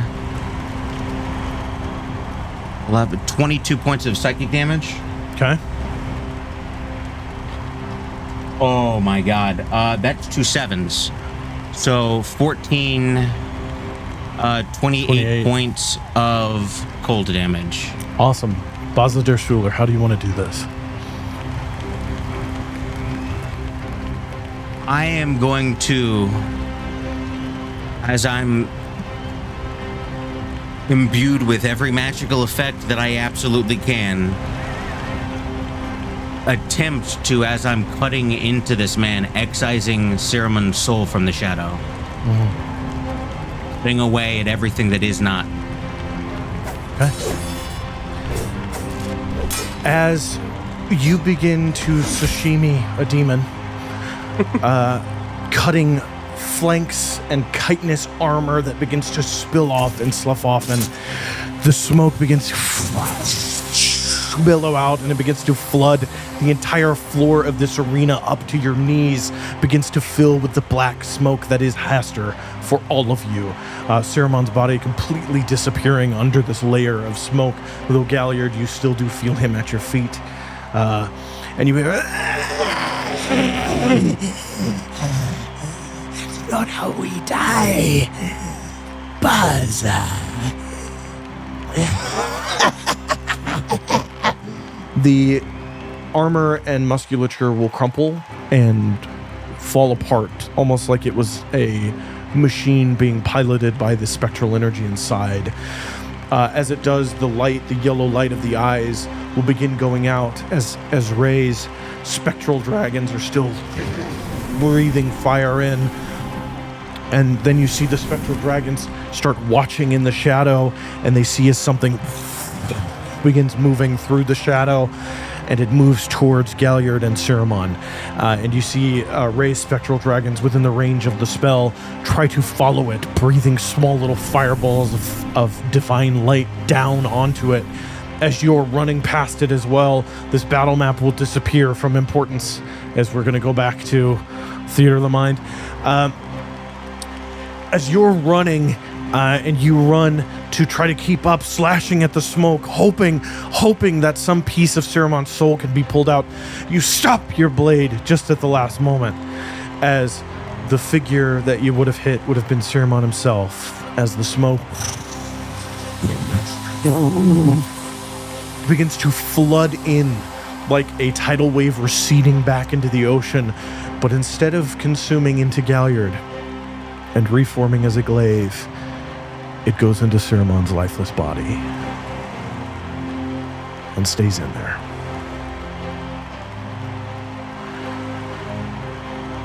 Velsius, coming down on his wyvern, sword held high, shield beginning to shine with light, he begins to... And you watch as Alfred Gilbert goes, not gonna happen today, my friend. And he points up and causes the tornado, which has stayed here, to lift into the sky, and it consumes the wyvern again. And you watch as the wyvern's spectral energy simply is unmade, and you see as streams of it begin to shoot off, and the visage of this Colosseum intact around you, filled with crowds. Angry spirits begin diving through, and you see they begin to pull on Alfred Gilbert's garments, and they begin to pull on his arms, and they begin to pull on his legs as they start to pull him back, trying to consume him. And each time they touch him, their fingers alight with divine energy, and their soul forms are dissipated, the ghost energy becoming nothing more than plasmic goo, ectoplasm on the ground, or just dust that falls away as the sun disappears, the veil of stars returns, and the image of a Colosseum that was once intact is replaced with the beautiful, resplendent ruin that you all approached. The scorch marks still in the stone, now being added to by this fiery tornado of immense size, and with a clap, the tornado diminishes. That will be quite enough of that, I think.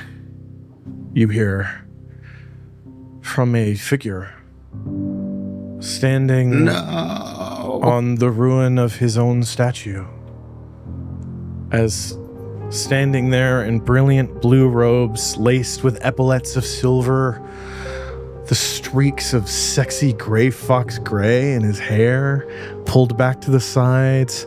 Hate that he's sexy. Clapping a dispel that stops a 9th level spell in its tracks. Magic. Caius Pontifex looks at you all from the top of the ruin of his statue. I see that you all have found yourselves in quite a bit of trouble. And I see that you are trying to undo the curse that I put in place to keep this holy site sacred. That will not do. I need all of you to make a wisdom saving throw. +4 if they're close enough. If you would like, I would say all of you could have moved together. In Yeah. fact, Hell yeah. Let me stop streaming. Fuck. Shit. Oh, okay, bet. That's okay. Mine's And on the my die. pluses are high. Wisdom? Wisdom saving throw. Yeah. +4 too? Yeah. 29. 21. Cool. 16. Cool. Ray, you are the only one who is not frozen in place. Oh, fuck. What a strong will you have. Something about a connection with your absent god. One moment. And he Feeling a little weaker now. walks forward and begins to walk down the air to stand gently on the sands. Alfred Gilbert looks at him, looks at the spirits, and you see that the spirits have all frozen in place. They have stopped moving. The ethereal form of the being of light has disappeared completely. And then the form of Tannerus Barnow you see is moving very, very slowly towards magic, locked onto him. Give me an insight check. The one of you that is not frozen. Yeah, I'm gonna say. Insight. Where is insight? Dude, I'm so sunburned. Holy shit. This camera is just really showing. 26. 26. Boy. Tannerus Barnow's eyes and body and form are so full of hatred, they are overpowering the control over this space that this being has. He is locked onto magic and is moving where in a whole round you would move 30 feet. He's moving about a couple inches in a whole round towards him, pushing. Offreed climbs down and falls to the ground, hurt, his whole side covered in burns. He's caked in dried blood. You see that where blades have cut into his flesh, he has burned them shut with divine magic. Instead of healing, it was quicker to singe the wound and continue. He begins to try to climb up and try to get up, and he gets up and he just blood begins to spill out of his mouth.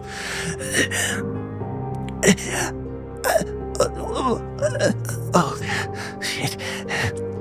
Yeah, and he tries to cast Dispel Magic, and you just hear, No. We're not going to do that. Did he just counterspell it? yeah. While he's counterspelling that, since he doesn't have a reaction, can I dispel magic on Tannerus? Yeah. Oh, and who is this? Who's the one that's hurt? I like blacked out for a little bit. Offreed Offreed.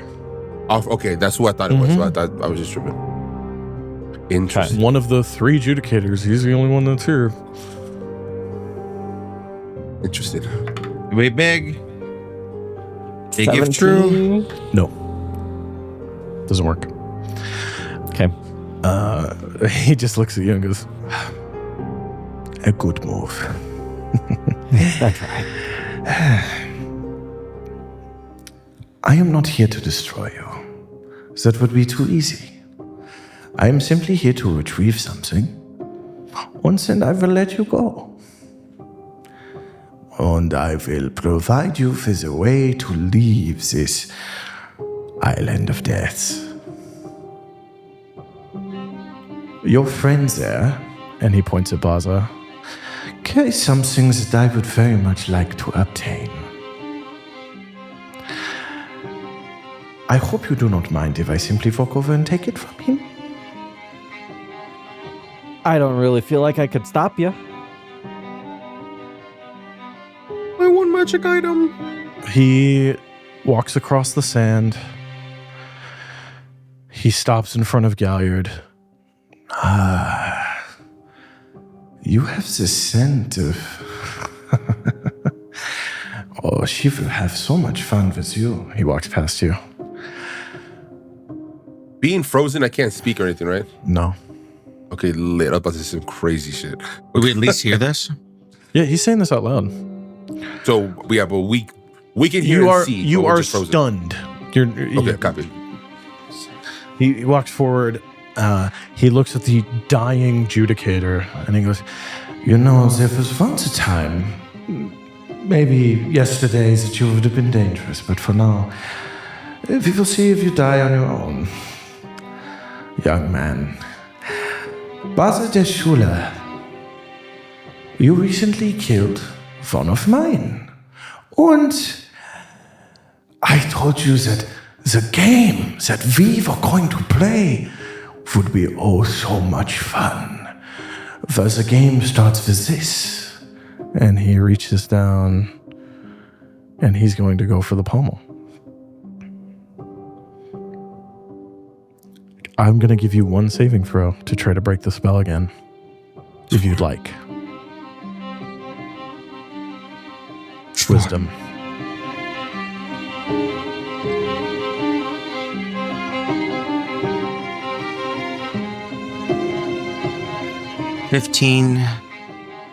17, and then Galliard plus 4.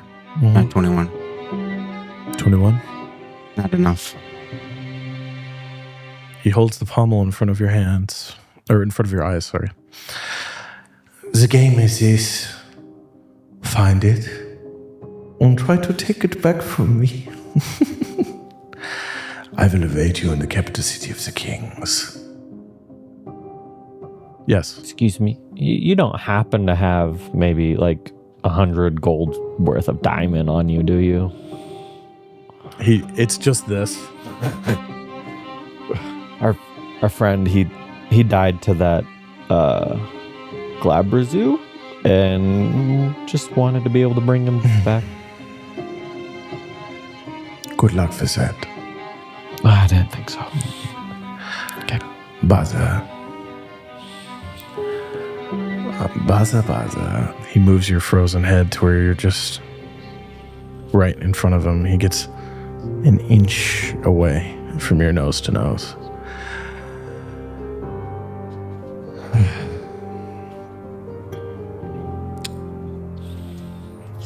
When you live for as long as I have, sometimes you get bored. And sometimes in that boredom, you discover things that change your view of the world. Bazza, I want to teach you all that you do not know. And it all starts with this. He waves the palm around. Find it again. We can speak. If you want, I could teach you. Not here. Not in this place. Not with your distorted friends there. And he turns your head up to Velsius, who is just like seizing in place in the sky. The fire dissipated, but the two forms moving in and out of each other, malleable and changing. As for the Lord of Light, Asturiel's vill will come to pass. But I've grown tired of it. Not what I am used to. You and your friends may leave. He snaps the two remaining statues. Quiet. The stars disappear. And instead, you now see Catha and Ruidus, the two moons of Exandria, and a fading sun on the distant horizon. And you watch as the immense veil of constant curse is pulled and consumed back into the two remaining statues. And then in the distance you hear, Oh, that is a shame. Splinter's statue was very nice. as the statue in the distance crumbles and is destroyed.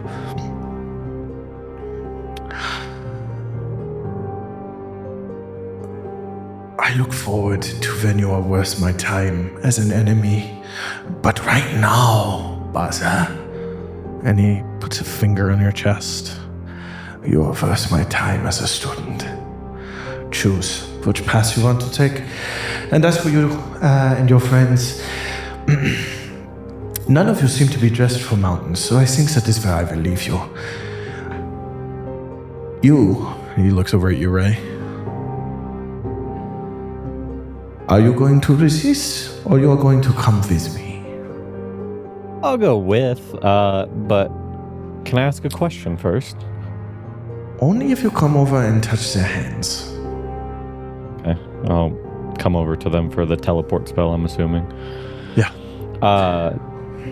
Do you know if the Dryad yet lives? Oh, disease, pestilence, blight. Oh, no, I think you unmade her. She was annoying anyway. Nature lovers, you know how it is. I wish you luck. He touches you. As he does, the ruins of the Colosseum dissipate. And as you're teleporting away, he looks at you again, Bazza, and he says, Your father should have fought harder.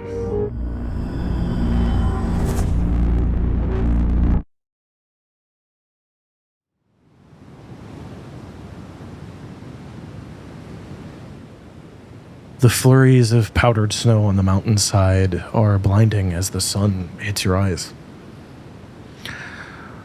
He's not here. You are here with Offreed. Are we still frozen? The spell drops. Do I know where we are? You can try to give me a survival check. Okay. I'll help with I'm that going too. to I'll cast be looking guidance around. on myself. Or that. You can give him advantage. And Advantage, then. advantage plus I'll be guidance is looking. a I good already roll. got a nat 20. Okay, great. Survival? Survival. 26. If the sun was setting where you were, then you have been moved west.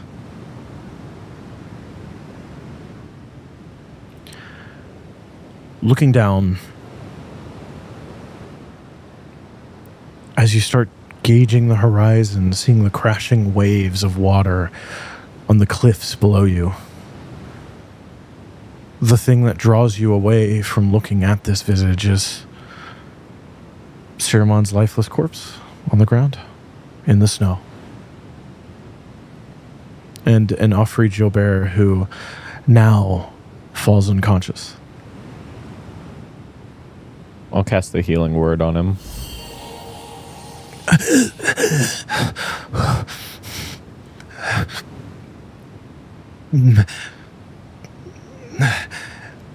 Oh, thank you, Ray, servant of Bahamut.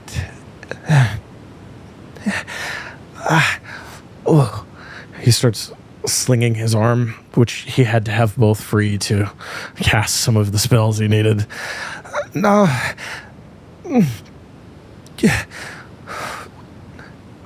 You are on the westernmost portion of Wildmount. You are near the Stormcage Cliffs. Just north of them. The sun was setting, but now the sun is just a couple hours from setting at this point. I'm going to do a handful of things. I'm going to tell that to the group where I think we are. I'm going to start a fire to try to keep us warm with Produce Flame. And I'm going to ask Offreed. Diamonds. 100 gold. I am so sorry. I used the last diamond I had on Tython when he died for the third time in a row. We weren't prepared to be out there. That was a greater evil than 3 judicators could deal with. Maybe 4. 5 of You were the us. only one left. I'm afraid so.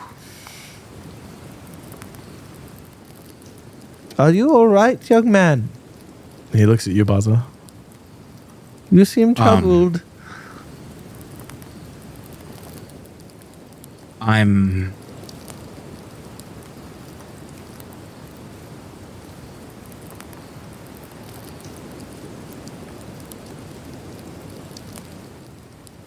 going We don't to have to do this now. If you- yeah. I'm well, I was waiting for that. As soon as we get down there, I'm clearing snow as much as I can to a flat space. And taking out Alanie's book and mine and violently scribbling everything that I saw him do, what I saw him cast, capturing that moment with as much fresh information and as detail as I possibly can. Give me an Arcana check. 14, 7, 21. 21. You've seen Hold Person. You've never seen it that complex before. It is a tier of magic that you do not yet attain.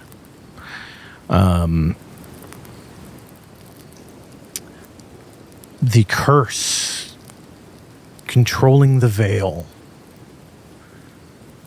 You gauge that is something he has built into the architecture of the city itself. That is less a spell and more, it's like, like 10th level magic is like inscription and then It's multiple machine as people. much as it and is, Yes, it's more construct than being.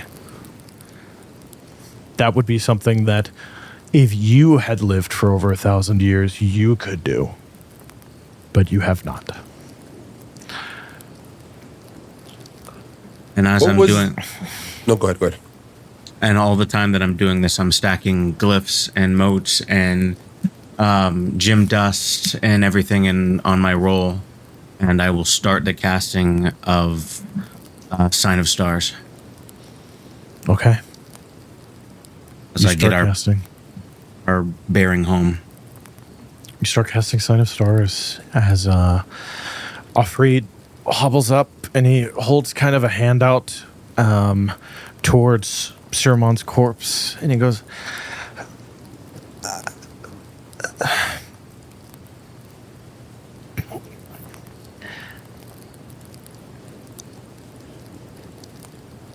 what happened to you? Oh. It's like Ray said, we weren't fully prepared to be there.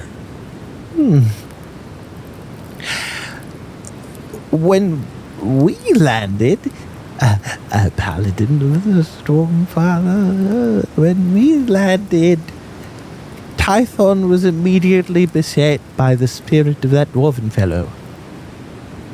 He fell on him like a burning meteor and exploded that whole area around that Colosseum. Yulasa disappeared in the fire. I don't know if she's dead or not. I barely survived, as you can see. He looks over at burnt, unusable arm. I watched them fight for hours. Hours of fighting. Typhon was destroyed. He's no more. Pelor has lost one of his finest warriors today. And you, my friends, seem to have lost one of yours.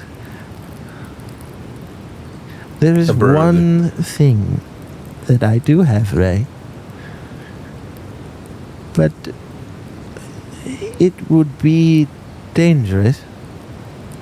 And if you do not do an actual resurrection ritual in a week's time, then his form will be completely consumed. But we could...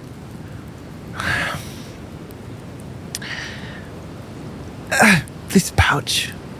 Could you take this pouch? Somebody? Chexsix? Yeah. Crazy. Yeah, then I would lean over to Ray and say that. Be like, hey, don't forget that Chexsix wanted us here, actually. So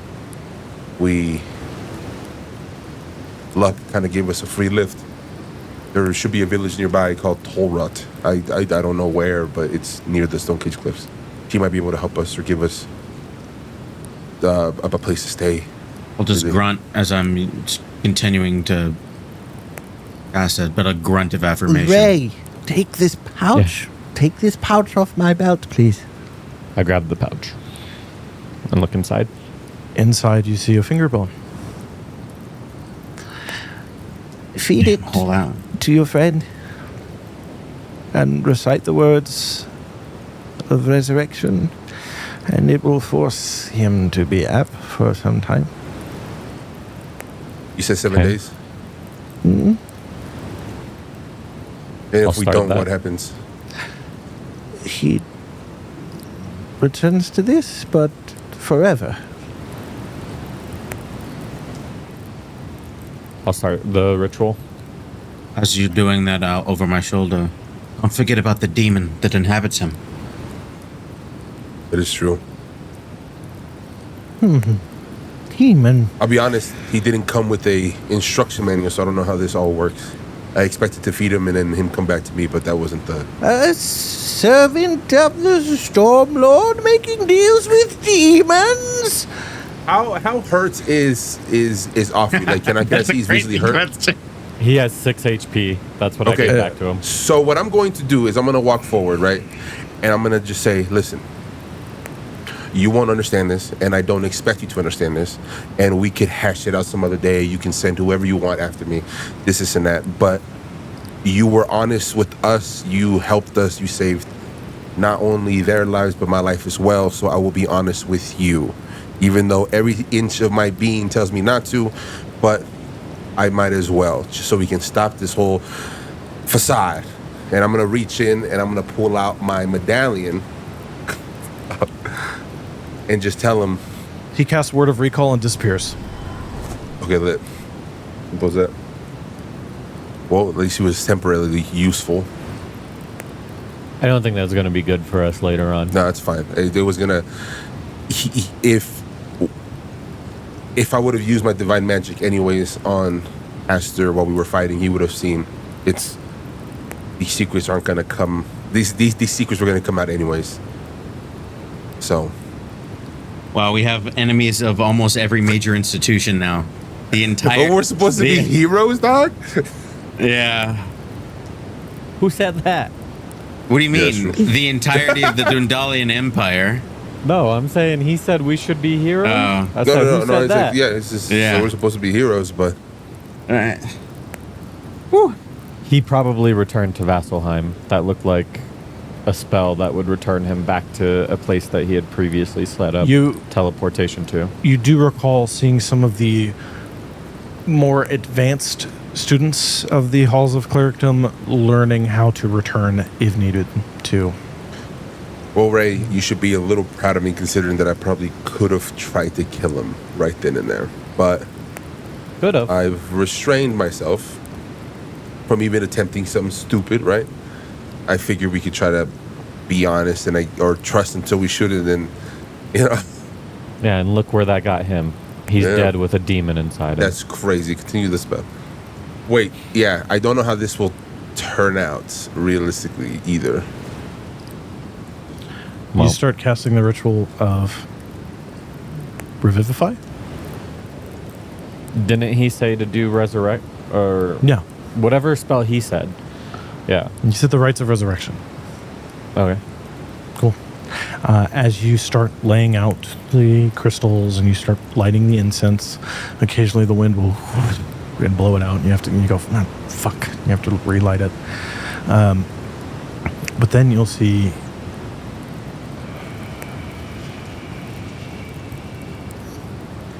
smoke will pour out, and it'll go over to the burning incense, and it will put it out, and then go back into the body.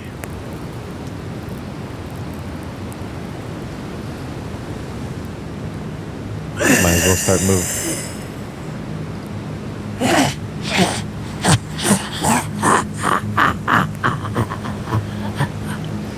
Siromon's mouth opens.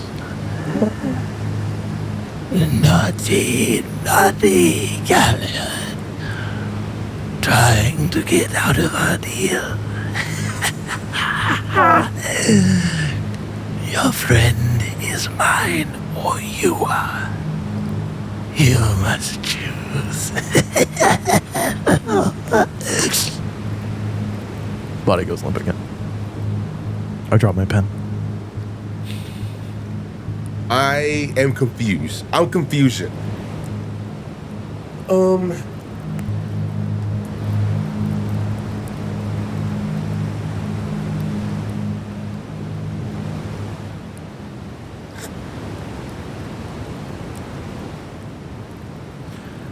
It is bitter cold as the sun begins to set up here on the mountainside. Ray, with your earlier survival check, looking down, you do see there are lights in the distance. There's a couple hamlets. One seems to be built into the side of the cliffs,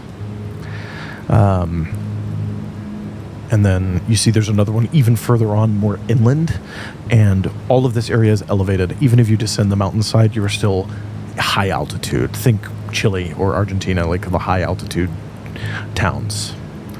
Do any of these places match the description of what we were told to come to? The one on the By cliff looks Chexsix? similar. Okay. I'm going to point that out and say that's our best bet. We should start heading that way as soon as possible. Then somebody help me with Siromon. I'll attach my... Actually, I have rope. We could fasten him to my shield and kind of use it as a sled. That's crazy. Just a dead elephant just... I mean, that... I don't mean to sled down No, on I him. know. I mean to No, just I pull Why not? him. It'll be a little No, easier. no, it's a great idea. That was that character being like, yo, let's slide down. Do we want direction or do we want destiny? As far as? We have our heading. Yeah, we're going towards that town, and I'll point towards it. Do you rescind the finality of your casting of... No, you still cast it? Yeah. Okay. Sign of Stars, correct? Yeah. For destiny. And it's about Gaius Pontifex. Wait a second. I don't have a focus. Yeah, I don't actually think have a you spell. can cast the spell. I don't have a spellcasting focus. You start the ritualistic casting of Sign of Stars, and you reach for the final piece, and you realize it was just taken from you. As the cold wind whips against you on this mountainside. Are you guys sledding Siromon's corpse? No. Well, yeah, we're sliding his corpse. I'm going to jump on and just Tony Hawk that shit down, bro. Meanwhile, Bazza's Can you punching roll, his fist Can you give bloody me into the acrobatics floor. for the fucking killer 960 ollie, bro? Say it less, bro. That's a 9. That's a 9. That's a 100. You biff hard, bro. No, okay. You, Yeah, we'll be walking down safely. Like I would assume that we tie ropes, holding them down, let them slide, and we just keep them from just going all the way down the mountain. you walk I'll down. keep produce flame up so that we have some level of warmth to a degree. And the last edition, I will attempt to re-pop out Hotel. Okay. Also, I just realized Velsius is in it with us, right? No. Okay. Good. At least you're Yeah, want facts, him bro. here. Just burning us up, cuz. Fucking killed us. Lightning grows on the ocean nearby. You are on a mountainside near cliffs. A storm rolling through. Ray, with your survival check and your knowledge of Wildmount, you know that this particular stretch of ocean, this closest point between Taldore and Wildmount, is some of the most dangerous ocean to cross. It is prone to storms. They always come from the north. Nobody knows why. As you move down the mountainside, the winds begin to dissipate and they begin to be replaced with soft falling rain as you go past the snow line into the sparse trees. This place is muddy. The rain thickening the earth. The village growing closer as the lights burning in the distance are those of very small, faint torches. Not many of them. You are not able to sled Siromon's body once you get past the snow line, so you can keep him on the shield. Is it like a carry him. drop off? No, it's like a mountainside that levels out onto a plateau, and then the trees return and things like that. Okay. I was going to say, if there's any point that would make this journey faster, I do have Featherfall, so we could just jump and I'll cast Featherfall and bring us down. I would say But- the only point like that would be jumping off the cliffs themselves, which Okay. you Wouldn't take us the direction we want no, to go. the direction you So- want to go is along the cliffside, and as this little town begins to appear, you do see that the northernmost sides of all of the buildings looming in the distance are made of thick layers of stone and brick, with arched angled rooftops that seem to be angled away from the north. It looks like every door and every window points south, so south further away from you, down the cliffside.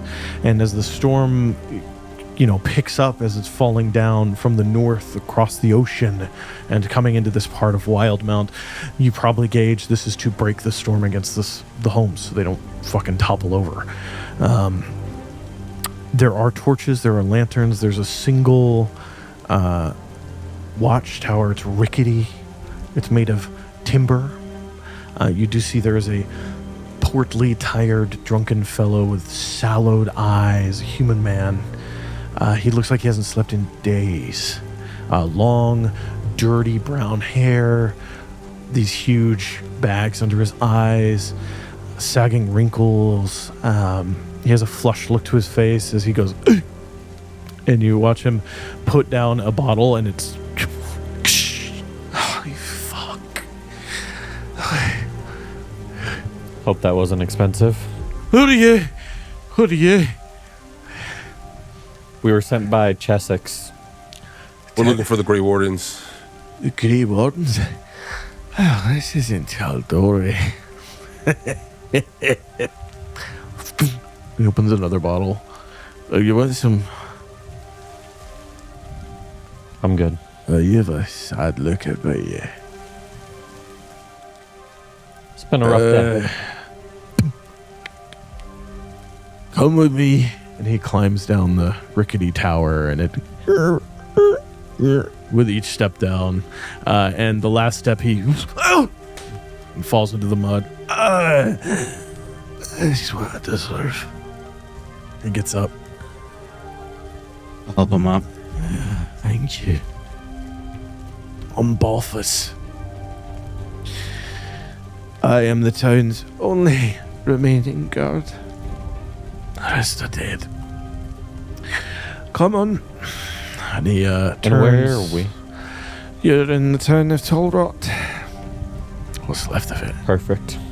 That's where we needed to be. He holds this rickety lantern up, and he takes you through these muddy streets, and you see that almost half of the homes, again, all their doors and windows facing south, a lot of them are now to your right, covered by these like walls of stone. Half the doors are just wide open, and no light burns inside them. What happened here?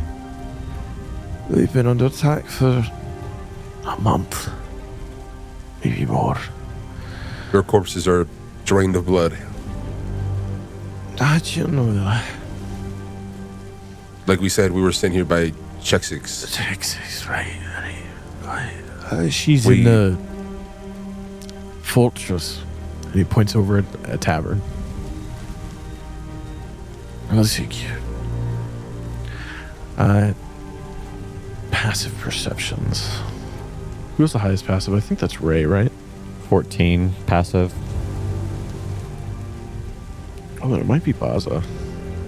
No. I got My 12. investigation and my Oh, your investigation passive is high. investigation. Yeah, my passive But that insight hasn't really is been high. useful.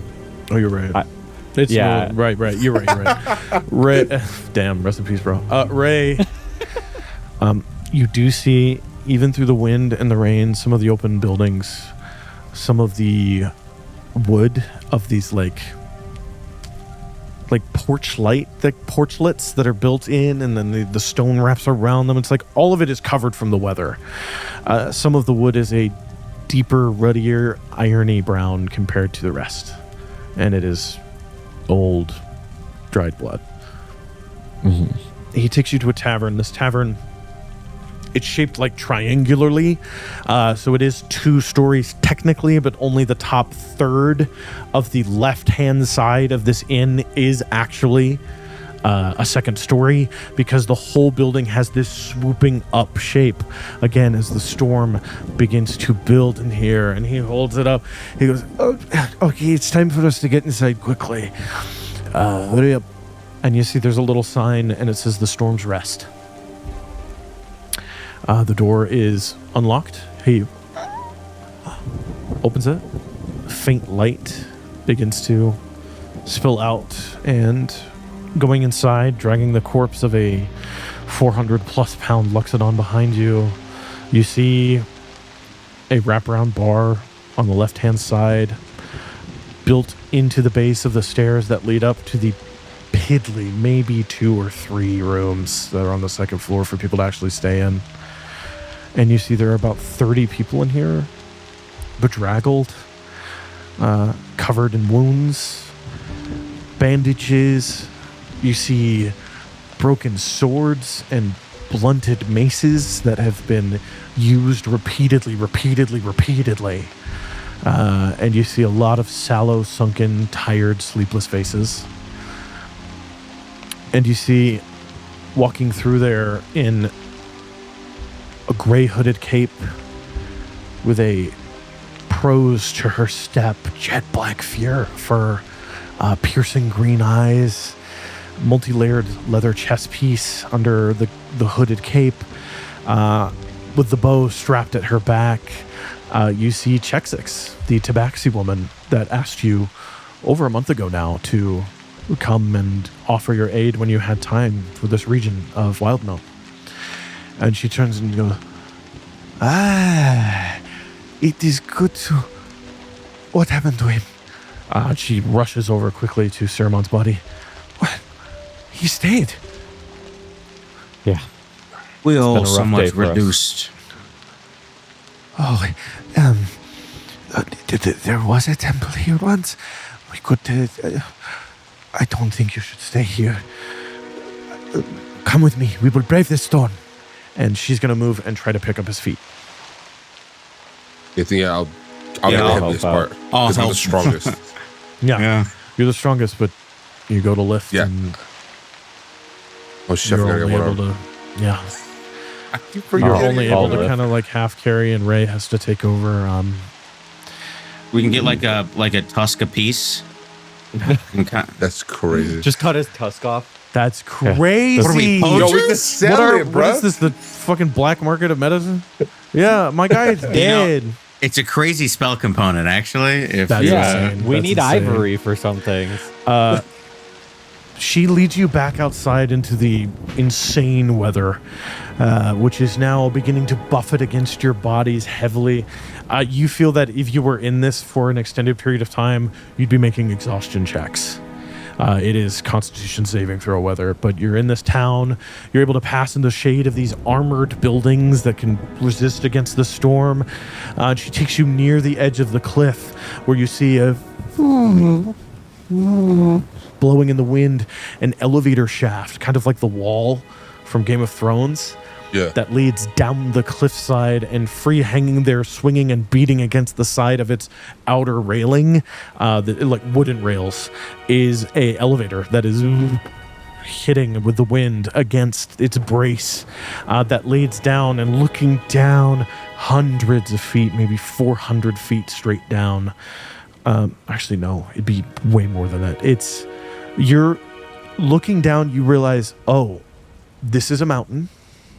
This cliffside is a mountain. That is a 4,000 foot drop. It is from 4,000 feet up to sea level. And you look down and you see this elevator shaft goes down for a bit, stops, there's a bracket in the wall, goes down, stops, and it disappears past your sight downwards. You actually see clouds and fog down there. You do see a few occasional lights down there at the bottom are burning through the clouds. And Chexsix goes, That is the lower city of Tol Rot, or village. They are safer. They get on their boats and flee when the storm comes. Not this one, the red storm. You will see it. and she also looks down. She says, Down there is also the temple where you will stay for the night. The elevator is safe as long as we hold on to the railings as it descends and secure it in place. Also, I your can get us friend down is there a good... quicker. What do you mean? If we would just want to do a little jump skis, I can let us down a little lightly. Maybe we use the elevator. And she- The wind might take us. She That's a good point. she opens the safety kind of like bar door opening and gestures for you all to come in onto this elevator platform. Galliard the lever is there. Left-handed. It starts going down and it clinks with each hit of the very sturdy, heavy wrought iron cogs that sit at the base of the elevator platform itself so that it cannot descend or ascend too quickly. It always has to kind of start to go down, and you go down a good 400 feet until the elevator blowing in the wind again now that it sits at the base. She opens it, and inside you see there is 5 buildings that have been carved into the cliffside itself. And one of them seems to be a small, fully stone temple of cut stone. In here, the blood trails are thick, and some of them are still wet with rainwater. And there are still a few corpses that litter some of the buildings. About 4 of them have corpses. The chapel itself has a sealed door. She says, when the first red storm came, people came here. It was their tomb. We've not opened it since, but there might be something inside that we can use. Please, how do we open it? So you see a stone chapel, rectangular base, and then it angles up and out towards you like the support structure for a cliff. There are stone-cut windows, and they're open. There are no wood slats there. The door itself is thick wood with a crossbeam that is laid out on the outside, and peeking through, you see there's a crossbeam on the inside as well. It was like double bolted. It's probably to prevent it from opening in a storm, which is beginning to continue to grow around you, coming in. The visibility in the area is just starting to fade, actually, as you're looking out onto the ocean, and fog is starting to flow up the cliff sides from the base towards you. I will climb inside to the window. Wait here. And she climbs up. She takes her bow off. It's too large. And she hands it over to Bazza. Can you hold this? And she and climbs inside, and she goes, oh. And there's a few moments, and you hear a shuffling and a and then there is a now open on your side. I'll move to move the beam. The beam, the door opens.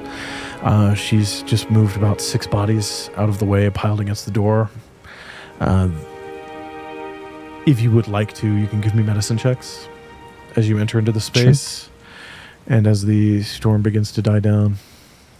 I'll tie a handkerchief or a piece of cloth around my face. I'm sure it is rank. Rank? I got a 12. Medicine, I got a 19. Even if they're desiccated? 19. These are exsanguinated. They are bloodless. These corpses are shriveled.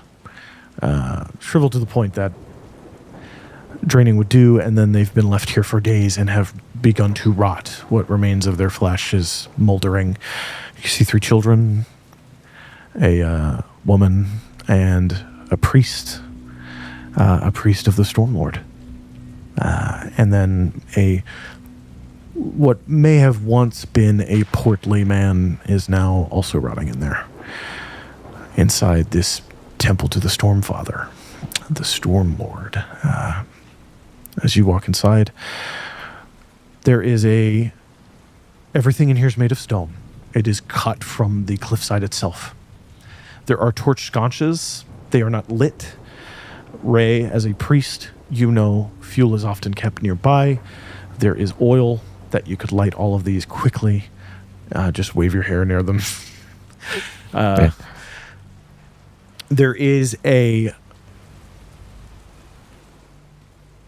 the Stormlord does things differently. He very rarely has temples.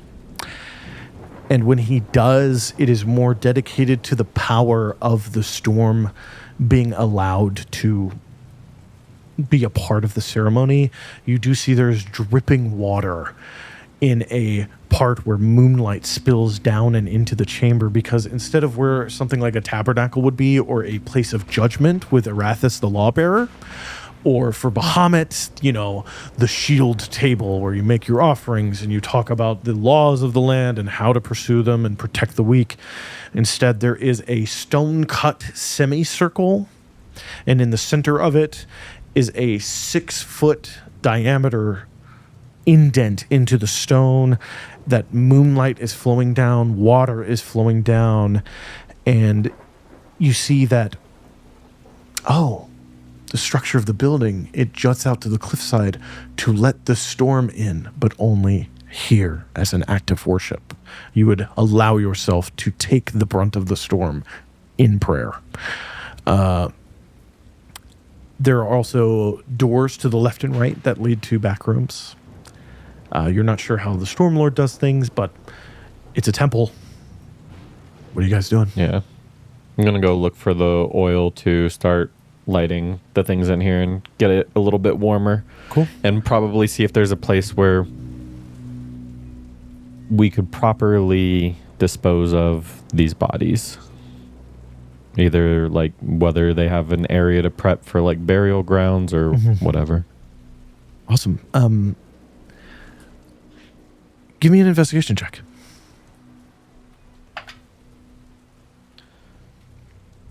I get advantage. Not much better. 12. 12.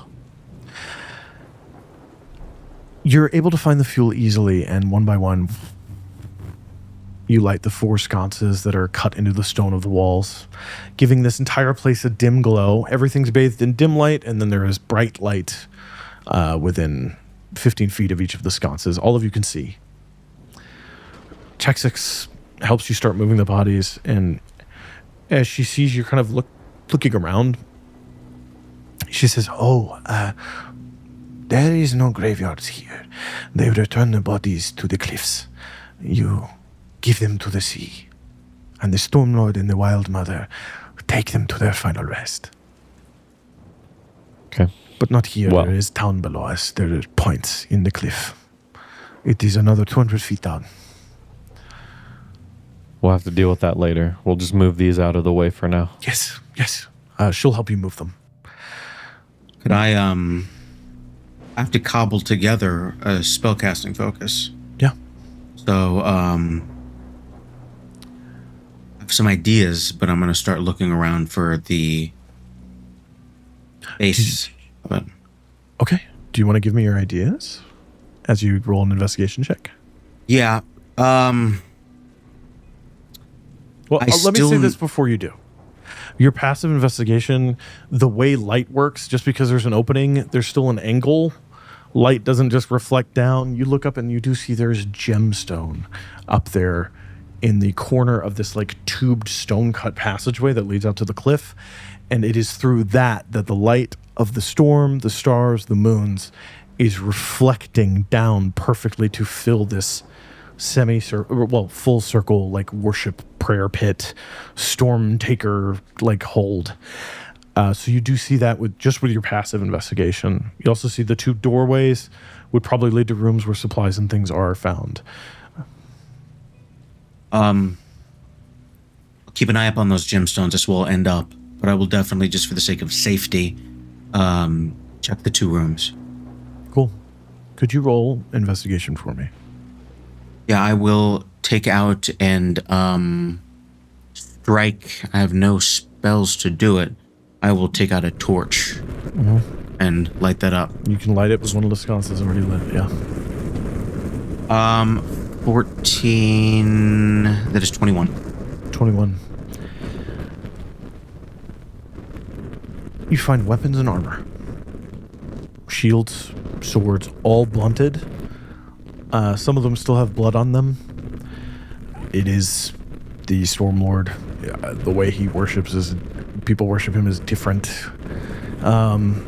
You do see there is another passage as you enter into the left one in the far back, and walking through there, you do find the quarters for the priest. You find a simple bed. You find a simple wooden chest. You find one blanket. You find a single torch. It is a life of destitute service. Opening the chest, you do see there are potions in here. They're potions of lightning resistance. 2 of them. You drink it, and then for an hour, resistant. There's a healing potion. There is a burn kit.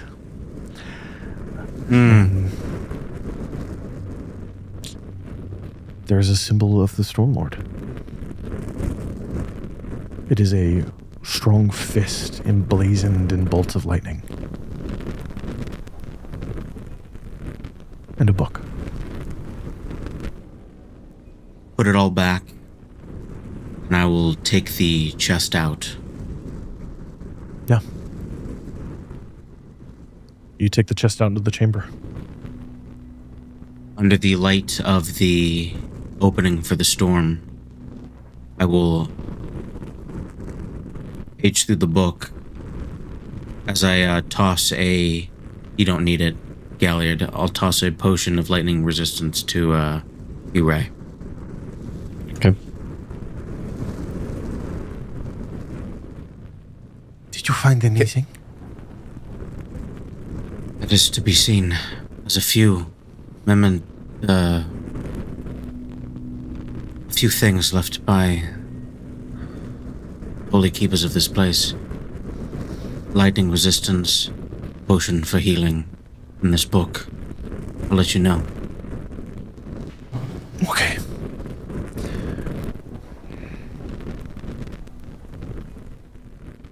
Galliard, you had a question? Yeah, I was gonna say if I can approach or stay with Siromon. Mm-hmm. I just want to get close, and I want to say, Hastur, quit playing games. What do you want or need to let Siromon go and reawaken? Breath fills Siromon's lungs again. The eyes flutter open, rolling unnaturally in their sockets. With each intake, the rot on Siromon's nose grows and then recedes with each exhale.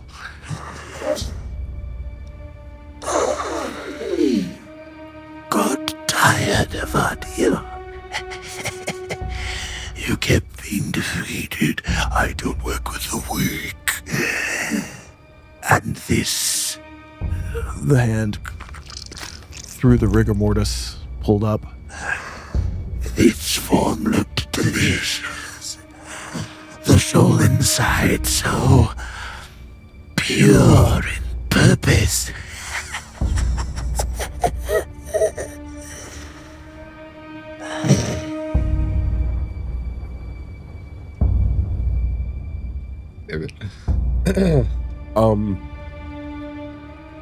Yeah, I mean, I was defeated. I can't negate the fact that I was almost killed once and then died the second time.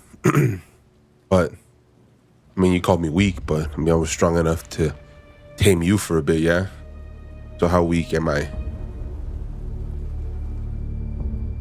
Your tricks won't work on me. There's no tricks. A trade. A trade of what kind? I have tasted all your soul. He points to what's left of your arm. I want more of it. And then maybe I'll give a bit of your friend back to him. How much of my arm is gone? Is it the whole thing? Like from shoulder? It's just like the mini, forget. it's gone up to about here. Okay. So you want the rest of my arm as some sort of trade? I want all of you. But how would that work? Considering that peacefully and get things done. Inhabit your body, and I feed on you for 10 years, or until you die again. At the end of 10 years' time, no matter what, you're mine. Pooh, your pisky little god be damned. Or I continue to feed on Siromon. Would you like to hear him? Here. And he opens the jaw, and the jawbones break as the jaw is forced open further than it should be, and you just... I won't do it. You just hear him screaming. It echoes against the walls in this chamber. If I make the deal for my soul, then that means that the deal with Asmodeus is not necessarily voided, right? But I'm just making two different deals, right? Give me a religion check. Double crossing Asmo's probably like Yeah, top no, five for sure. That's least worst things to do. consequential things, you know? The fun thing is, there's a possibility he might be like, damn, I respect that. that's the other thing. Give me a religion check. That is a dirty 20. Dirty 20. Asmodeus. Oh wait, no, hold on. Asmodeus. Forgot. I got fucking Disadvantage. advantage. Okay, not bad. 17. Asmodeus is a god. There is the divine gate. He is separated physically from the Primaterium, the plane of existence that you are currently standing on. However, death tends to go outside of the Primaterium. No matter what, he will find you. You don't know how a demon works. You felt it with every kill that Hastur fed, that he ate, that he became more. You felt like you were on the precipice of something. Something wonderful and powerful and probably fucking evil, you're not sure. He's feeding now. You guess he wants to eat as much of your soul that whatever Asmodeus gets is worthless at the end of whatever deal is to occur. What I'm saying is this. Mechanically, as a DM, to my player Oz, if you take this deal, there is no more capability for Galliard Drystan to be revived. If he is to die again, that's it. And in order for your mortality to be assured, this demon is willing to release enough of Siromon for him to be revived. What did our freaky little guy say? He knew that he was inhabited by a demon. Do we know enough that this is even a prerequisite? Are you talking about Ready Pete? No, sorry. No, Offreed? Offreed. Other freaky little guy? Yeah. Offreed only really said, you made a deal with a demon, that's fucking stupid. That's basically what he said. And then he said we have 7 days to revive him. If you do the ritual which you tried and which Hastur intervened against and stopped. Oh, interesting. So when we still have 10 days to revive you him. still have a finger bone of Ray. You know a finger bone of a saint when you see one. Like this is a magical item that's worth easily 40,000 gold that he has given to you before learning Galliard's true form, and instead of reaching for it, he vanished. I regret counterspelling. It's basically a gentle repose, but with hit points, is the idea. So he has 7 days to be really revived, or he just goes back to being a corpse. I'll be right back. And I get up and I want to leave. the building. You said that there were some empty houses, right? Yes. That we saw throughout. So the center of this like building that's cut into the cliff, there are 2 houses to the left and 2 houses to the right. So the temple was like the center of it. Yeah, I'm gonna get out and go to one of them, please. Cool. You go outside, and out there in the storm,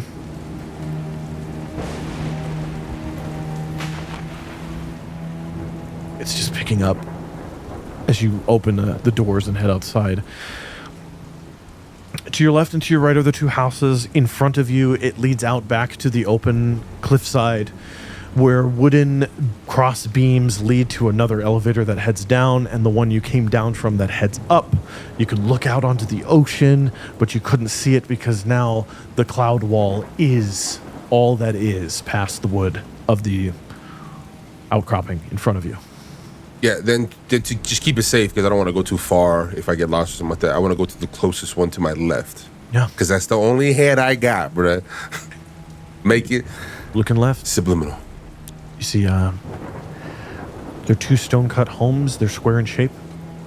There's no extravagance to their roof. They simply blend up into the stone of the ceiling so that the wind can flow naturally down them as it comes into this place. And the wind is hard. The sound effect does not do it justice. It is like Cat 2 hurricane going on. It is rough. Here, you're kind of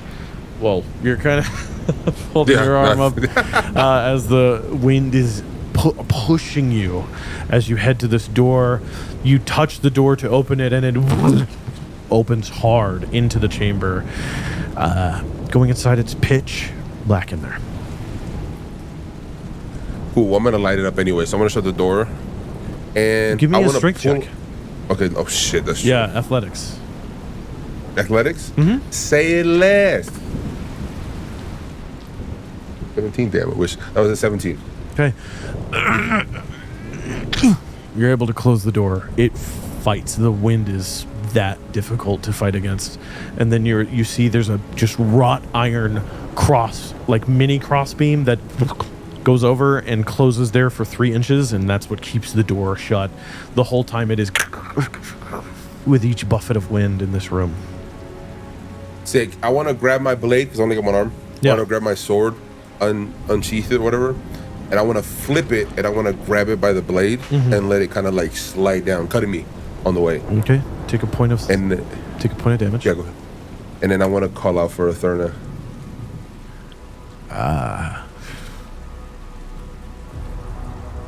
Now that you're in this place, the wind dies down.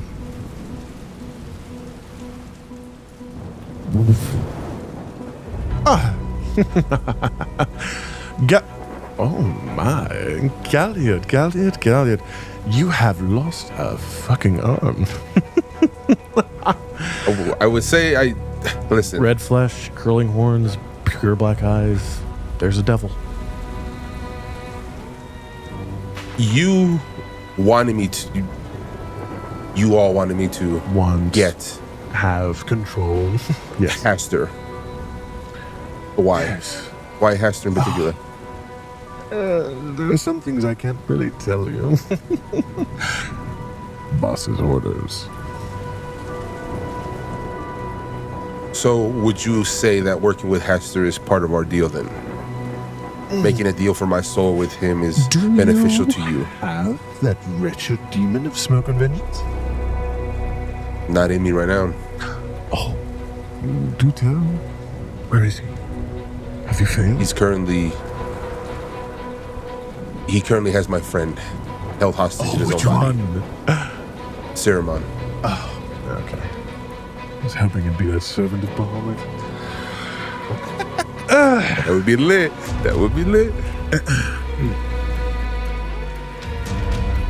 So you just have him? I have him, but in order to get him back. In what sense?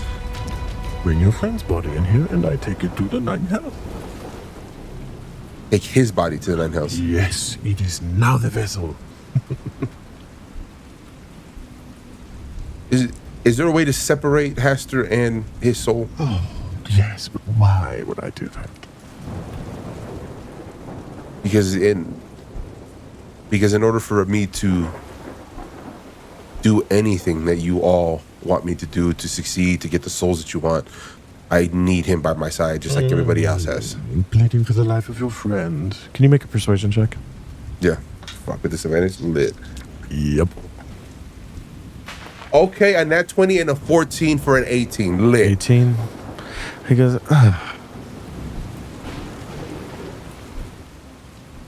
We've been at this for like, what, 10 years, right? I mean, yes. Working. It's been together. fun. All the people you've slain, all the souls you've given me. That one, do you remember that house you burned down? So great. I like the screams. Listen. Yikes, haven't thought about that in a while. Listen. It's really time consuming and not something I want to do. We need Hastur as the way the wretched mages used to do it. We less need Hastur and more need Hastur, if that makes sense. Less him there and more his essence. Is there a way to remove his essence from the piece of shit that Hastur is, honestly? I could send you and him back to Limbo, and then you could kill him there. And then take his essence. It's just a 1v1? It's him and I? Well, I'll watch, but the outer realms are not really somewhere that the devil likes to go. No rules, no law, chaos, which can be fun when it's controlled. And there is no control there. Just utter insanity. I mean, you've always been straight with me. What are the chances I walk out? Very, very low. And that's the only way to free my friend.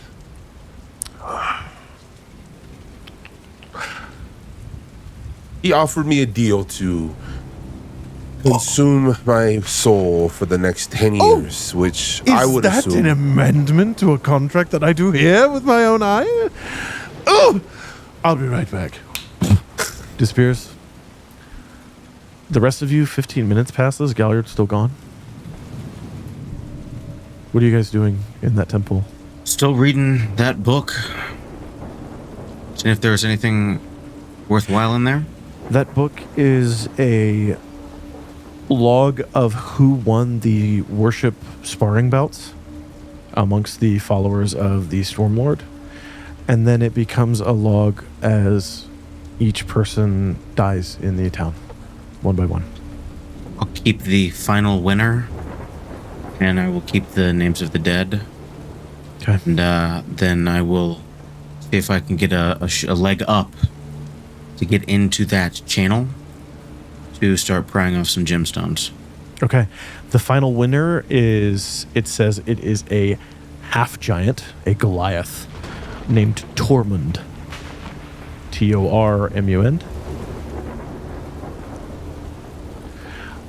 And then, what was the other part of the final list winner is Tormund. The winner's Tormund. Yeah, and then the names of the recorded dead. Oh, just it is a straight copy. I'll just do a straight copy. Yeah, so I can refer it. I can't give it to you. It's like 500 Exactly. names. Yeah. This whole village is pretty much dead. Cool. Ray, what are you doing? Was that other room checked? Did Bazza check The both room on the rooms or right just was one? not checked. The room on the left and the room connected to it, which is the chamber for the priest, were checked. The room on the right was not. Okay. After I get all the bodies together, I'll take the holy symbol, the Stormlord, off of the priest that was dead, and I'll go check that other room.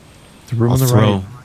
the other holy symbol that was in the box to you. If you're collecting, do you want help? Well, my plan was when we do give these people their proper sending, we can send them off with the holy symbol. The symbol of the Stormlord is the heaviest holy symbol of any of the prime deities. You are expected to be very strong. Part of it is made of tungsten. So Bazza two-hand shovel passes this fucking thing at you. And you just for shits and giggles, can you give me a strength saving throw? Yeah. It's a low DC. You're 12. 12. Okay.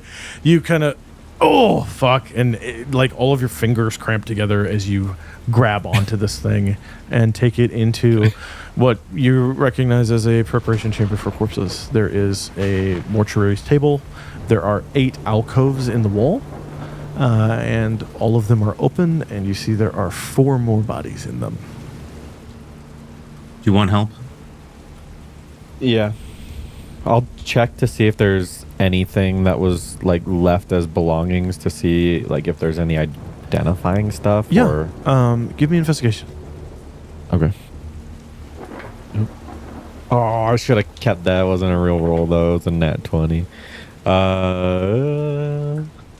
Investigation 15. Cool.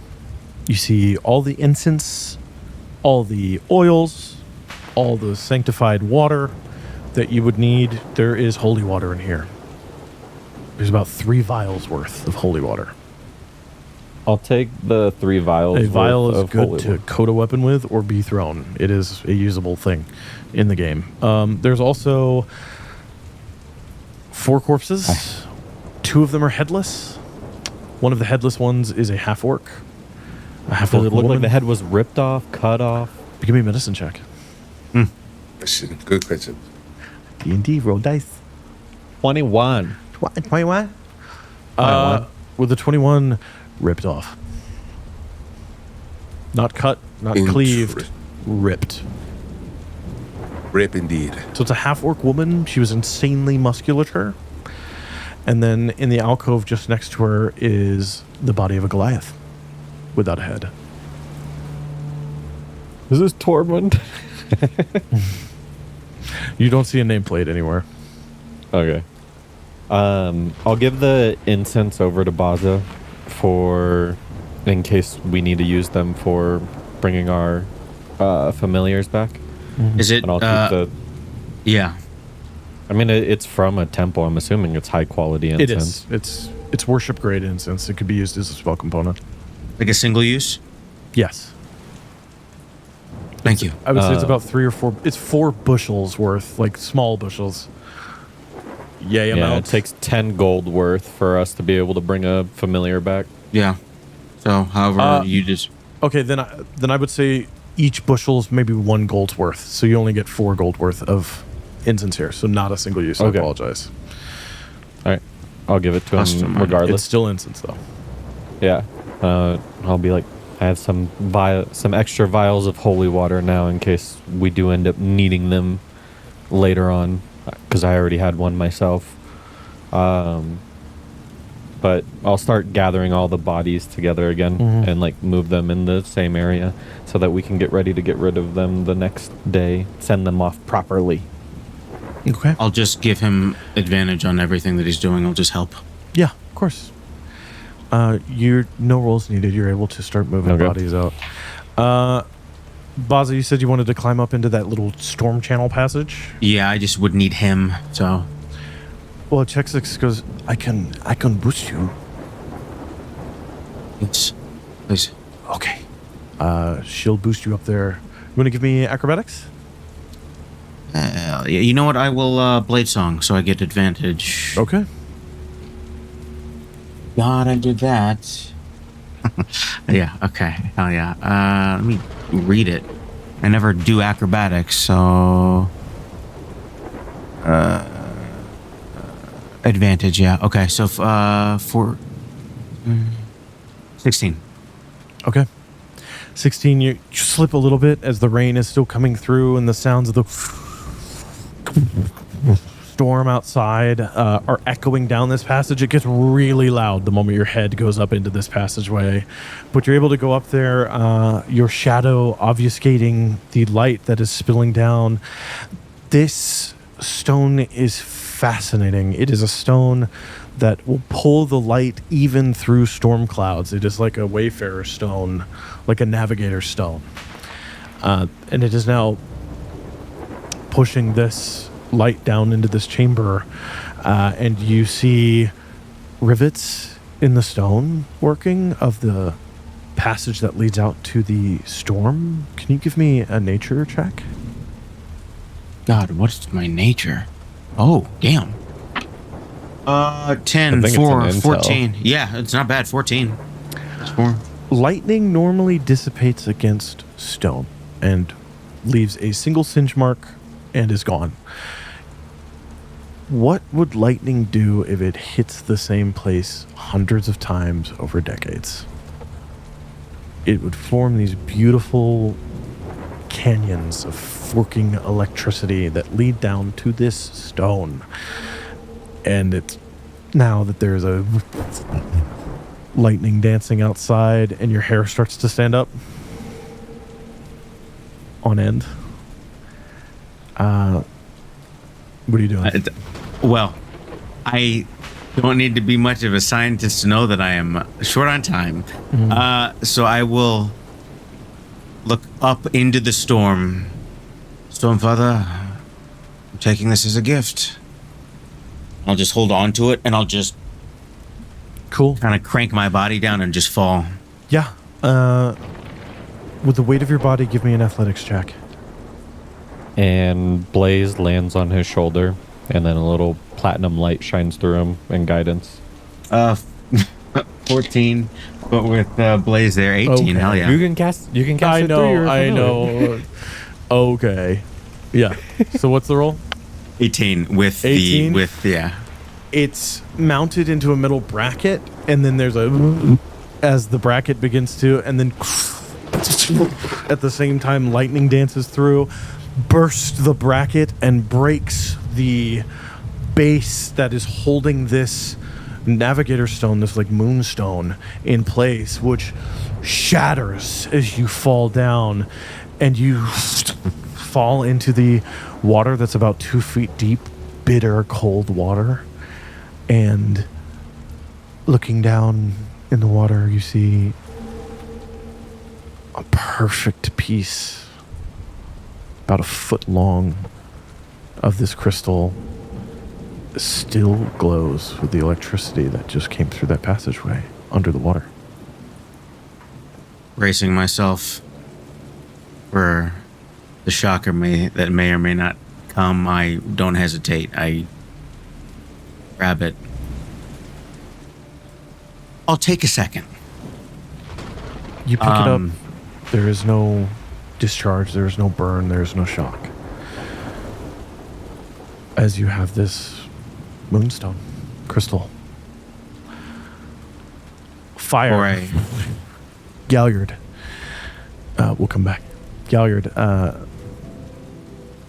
he returns, and you see he comes back into the chamber, and then there's 2 more little poofs of red, and you watch these gnarled, shriveled little tiny wings, little horns, full blood red skin, bulbous eyes, these little imps come into the chamber. They're about 2.5 feet tall.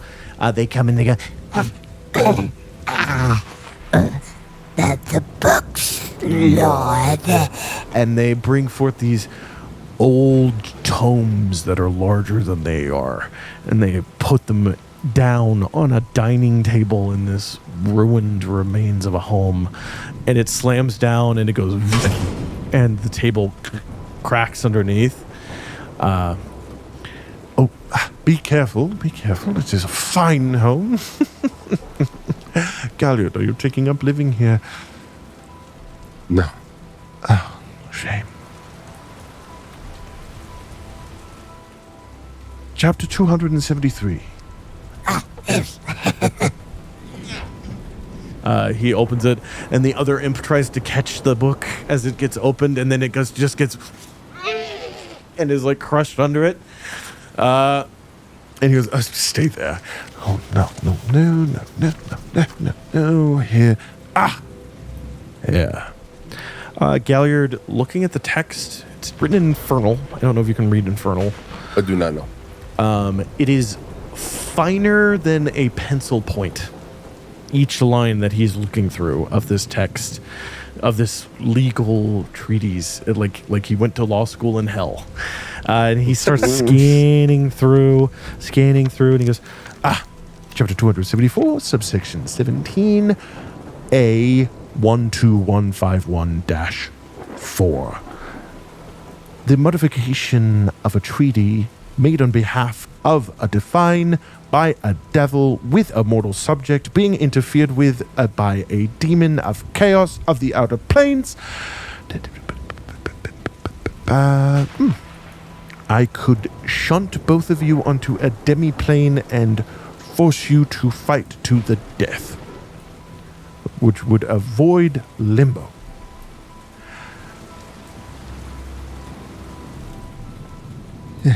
Or, subsection 7. This is the good stuff right here. I write up a new contract, and you somehow get Hastur to sign it? Oh. That could be fun. Get Hastur to sign it. You have to make him make a new deal. Demons don't sign treaties. But if they agree to one. In our books, it's the same as signing the documents. What can you entice him with? That's the question you need to be asking yourself, my one-armed friend. You can't give him your soul, that's ours. You can't give him your friend, that's already his. You can't give him your arm, don't have one. Your choices are slim. You're saying I have better chances of fighting him in wherever you want to shunt us? No. Requirement says that I do that upon immediate inspection of both persons. You seem hurt. He's a devil. Or no, he's a demon. Oops. Sorry. What if I accept his deal right now? And I promise you that within the next year or so, you can shunt us into wherever and we can fight to death. And I'll hunger. That's the second book. The little imp goes and pulls up another book as big as this one, slams it up onto the table. The table collapses onto the ground, and the imp that was crushed under the first book, as the table collapses, goes as the second book is now squishing him as well. And the first imp kind of goes over and goes, You'll be fine. as the book opens. Oh, one second here. Hold on. Deals with angels. No. Deals with demigods. No. On.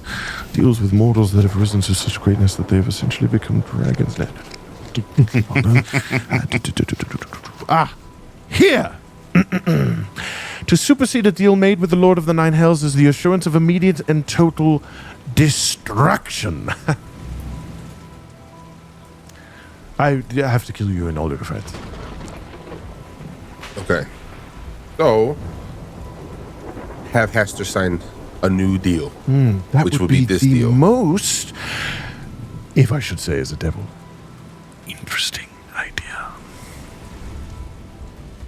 And then you will be able to separate my friend and him. Then, via devil contract and the agreement between the Primaterium and the Infernal Planes, I would have legal control over Hastur.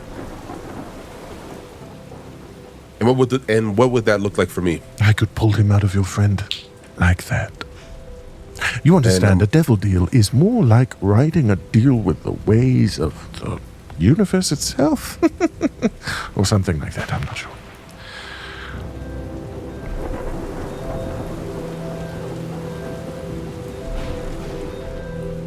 How long do I have for him to sign it?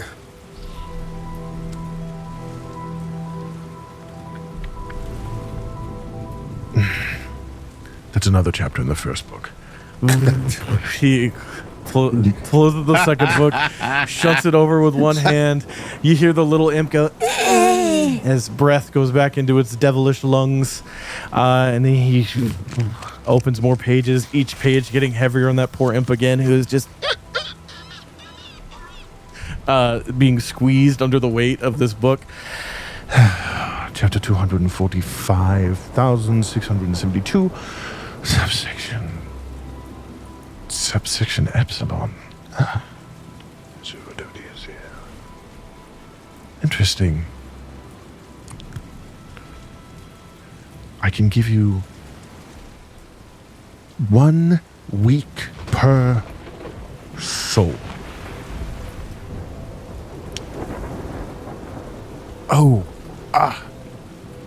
If you were to offer me a payment of a captured soul, I could give you a week without payment. One span of days beginning to days ending. 12 hours? 12 hours to have him sign this new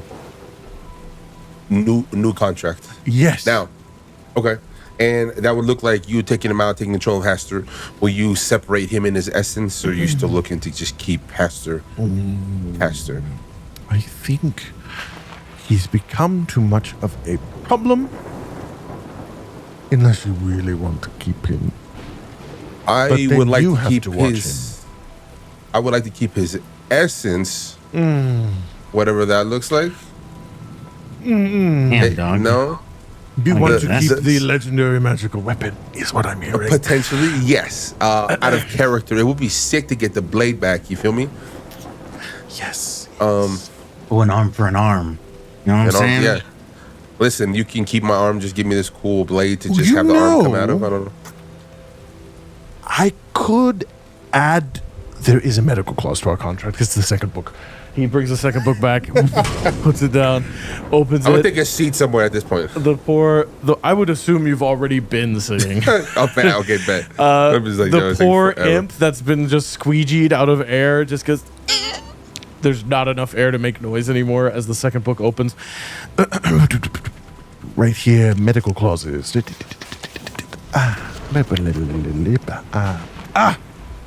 If the legal party in ownership, me, is to receive a demonic essence, spirit, soul, form, being, body, part. Oh, part is another subsection. We won't go there. Then I am allowed to restore to one's person a limb, up to 2.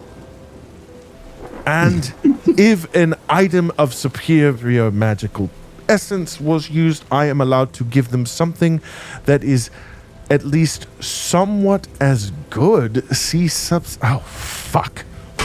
He opens the book, keeps scrolling through. God, don't become a devil. Well, you will, but the schooling sucks. He goes through. I am able to give them something that the DM deems is almost as good and flavored coolly. As long as it's as cool. All right. So 12 hours to sign. You get the contract, or Oh, 12 hours to sign. Is this the agreement? Is this the route you're going? It's legally binding. I will find a way to make Oh, Hastur. right. Oh. The restored body parts and the weapon were cost. How many fingers did you have on that hand? I don't know how. I don't know like what dragon, like how many fingers do dragon You're warriors have. I'm humanoid, asking it'd this as be- a character. Oh, it's just 5? Bet. I had all 5. Just All 5. fingers. 5 years off of your total mortal lifespan. Yeah, basically, the end of your contract is moved 5 years closer. Okay, so I die 5 years sooner. Is what you're saying? Yes, that's if you live to that point. Either way, we get Okay. your soul. Do you get a? Do you have an estimate on when that might be? No. As I a man am in his not a 40s. fate seer. I am not some servant of that wretched raven bitch. I am an austere and noble devil. And he kind of dusts his very fine clothes a bit, and the dust of this place kind of comes off.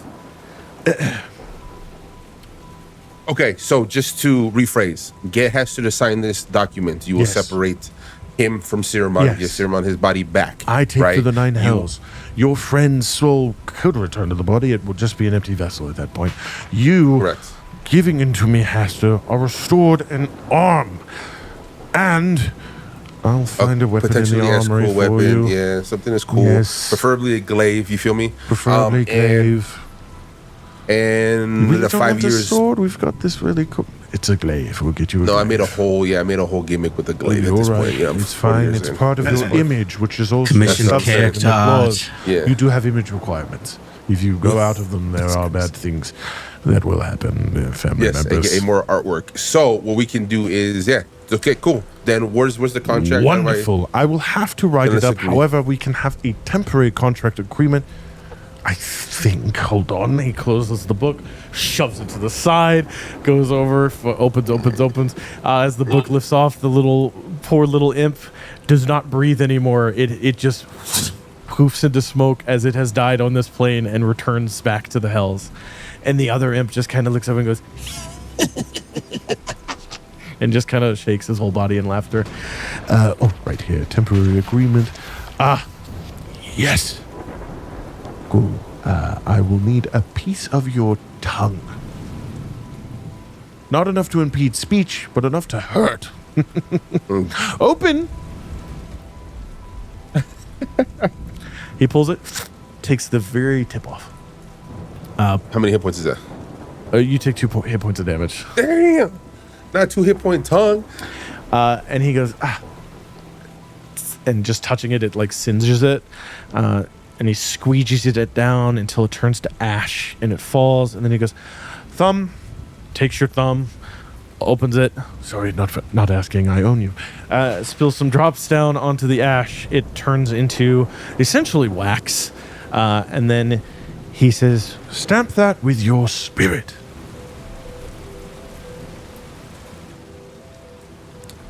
Think about stamping it really hard. Okay. Stamp it really Cool. hard. It compresses. Wait, this is a temporary contract. The full one will be written up by your DM for the next session. For you to sign multiple times, it's going to be awful. Great. The temporary agreement's been made. The real contract will be finished upon 12 hours' time. All right. So, wait. I have to. So, the contract will be ready for him to sign in 12 hours, or he just needs to sign this You one need to in get 12 him hours? to agree to sign a contract within 12 hours. Okay. Then the Bet. paperwork will be written for that contract, and he will be compelled to sign against his will by simply agreeing verbally. Demons are dumb little things, aren't they? Okay. Sounds good. Wonderful. Thank you. Excellent. Always good to see you, especially when business is involved. Shame about the arm, though. Strictly business. Where's your other friend? I don't care. Goodbye. The imp kind And of I'll- stays. Oh, I just turn around and leave. I'll go too. He leaves. And I'll just head back. Yeah. Cool. You find a damp Bazza holding onto a crystal piece, and Ray and Chexsix are piling bodies in this temple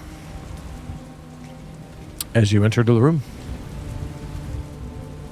I'll stay quiet for now and just sit next to Siromon and kind of meditate, I guess.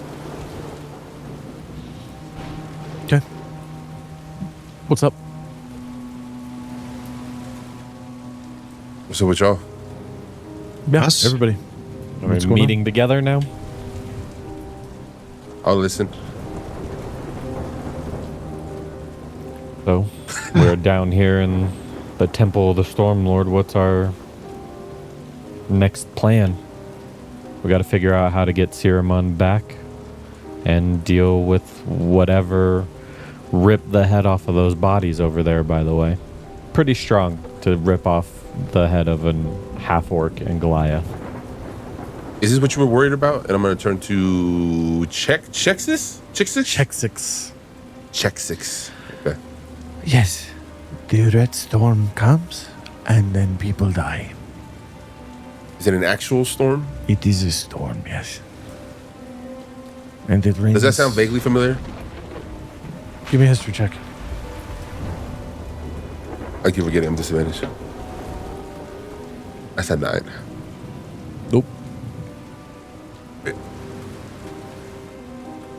The red storm comes, the sky turns, it rains blood. And then people die. You just want us to defend the town from one of these attacks? I think it is too late for that. There is no town. They are all gone. When's the last time a red storm came? Another one is due tomorrow. Every week on the dot. The exact What time same does it happen? hour, Yeah. the moment the sun sets.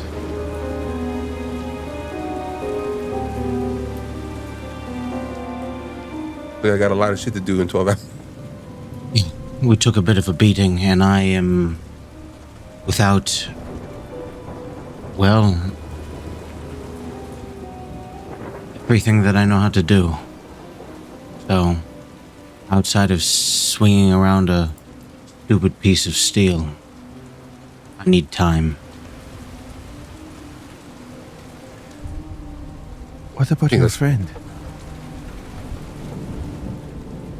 Well, in order to bring him back, I still need 100 gold's worth of diamond in order to even start the ritual. Is there any way you can... The finger bone can replace the diamond for the 7-day temporary thing. Yeah. You just have to sort out Hastur. Sorry, Jonathan. You been vibing? He's just been in the background doing his taxes. Damn, I gotta do this. Just joking, I don't pay taxes. Just joking, I do pay taxes. Actually, Ryan, I'm sorry, could you take that out? No, I'm just joking. I'm going to get up and I'm going to just ask Bazza and Ray to come with me. You guys come with me? And To just where? head towards one of the rooms in the back. Okay. And once there, I'm going to... Burial room, armory. Let's do the armory. The burial room is a little too lit. Okay. Are we closing this door? Yes. Okay. Is closes. it something that Chexsix can't hear? No, something that Hastur couldn't hear. Is that what you were out and about doing while we were taking care of things in here? Yes, out and about doing. Learned a lot, actually. So we have a chance at getting Siromon back. I just need to make a new deal with Hastur. Any suggestions? He already has What my kind arm. of deal? I mean, you can say another deal with the devil. What do you mean, a new deal? I'm gonna gesture at my medallion that I've been just hanging out this whole time to Bazza. You have? Yeah, I mean, I pulled it out to show off read, and I just haven't Okay. just kind of let it hang there because it was just amongst friends. I would say probably no. I take it back. I would have put it away with in front of the Tabaxi woman, Chexsix, yeah. Chexsix. But now that I'm here, I pull it out again. There's a lot about me you don't know. Deals have been made. You said what? Just, oh man, we're, wielding dark forces, going off into the night, doing secret shit. Oh no, you worship a dark god. Big surprise. Now, what are you doing to save cool. Siromon? So we have I have to make a deal with Hastur, right? Kind of coerce him into signing and agreeing to this new deal or to a new deal. And things will be set in motion for him to be freed within 12 hours. Freed, and we have to fight him again? No. No, I'm talking about Siromon will be freed. His body will be back. You should be able to give him the wishbone or whatever it is, and he should come It's back. the bone of a holy saint, okay? Listen, I don't know how this works. That's so wild. I honestly just forgot the name of it. We're mad. Man, at who? What did I do? I didn't do nothing. So listen, we do this. I do this, right? Get Hastur to make a new deal.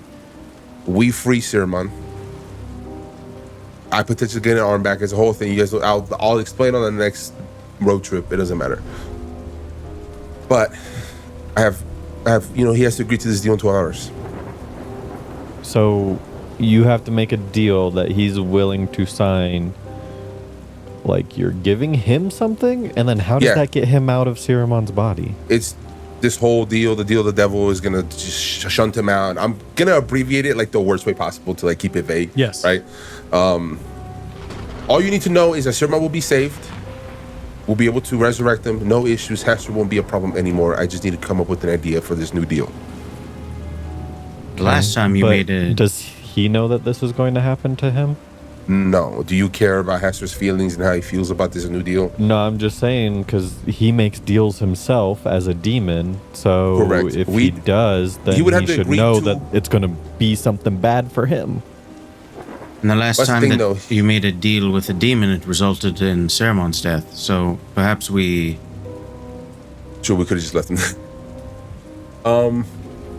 Yeah, no, look, I mean, I'm trying to do everything I can to get him back.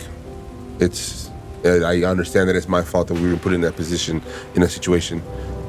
But we need to do something to get him back. And this is the only option I got. I just don't see why he would agree to another deal with you. I agree. Well, I do. You have to offer him something more than he has that we don't want to give. Correct. So, Which is, lives, fate, all of the things that are too valuable to give. The only I'm thing I guessing can think of is adding our souls to the fucking contract. And I don't want to do that, but that would probably work. it is technically a fake contract, right? Like, and this is off of You give me religion Sure. check, and Ray give me religion check. me. Both of you, yeah, Galliard and Ray. 16 plus I'm way up there. 18. 18, okay. 23. Awesome.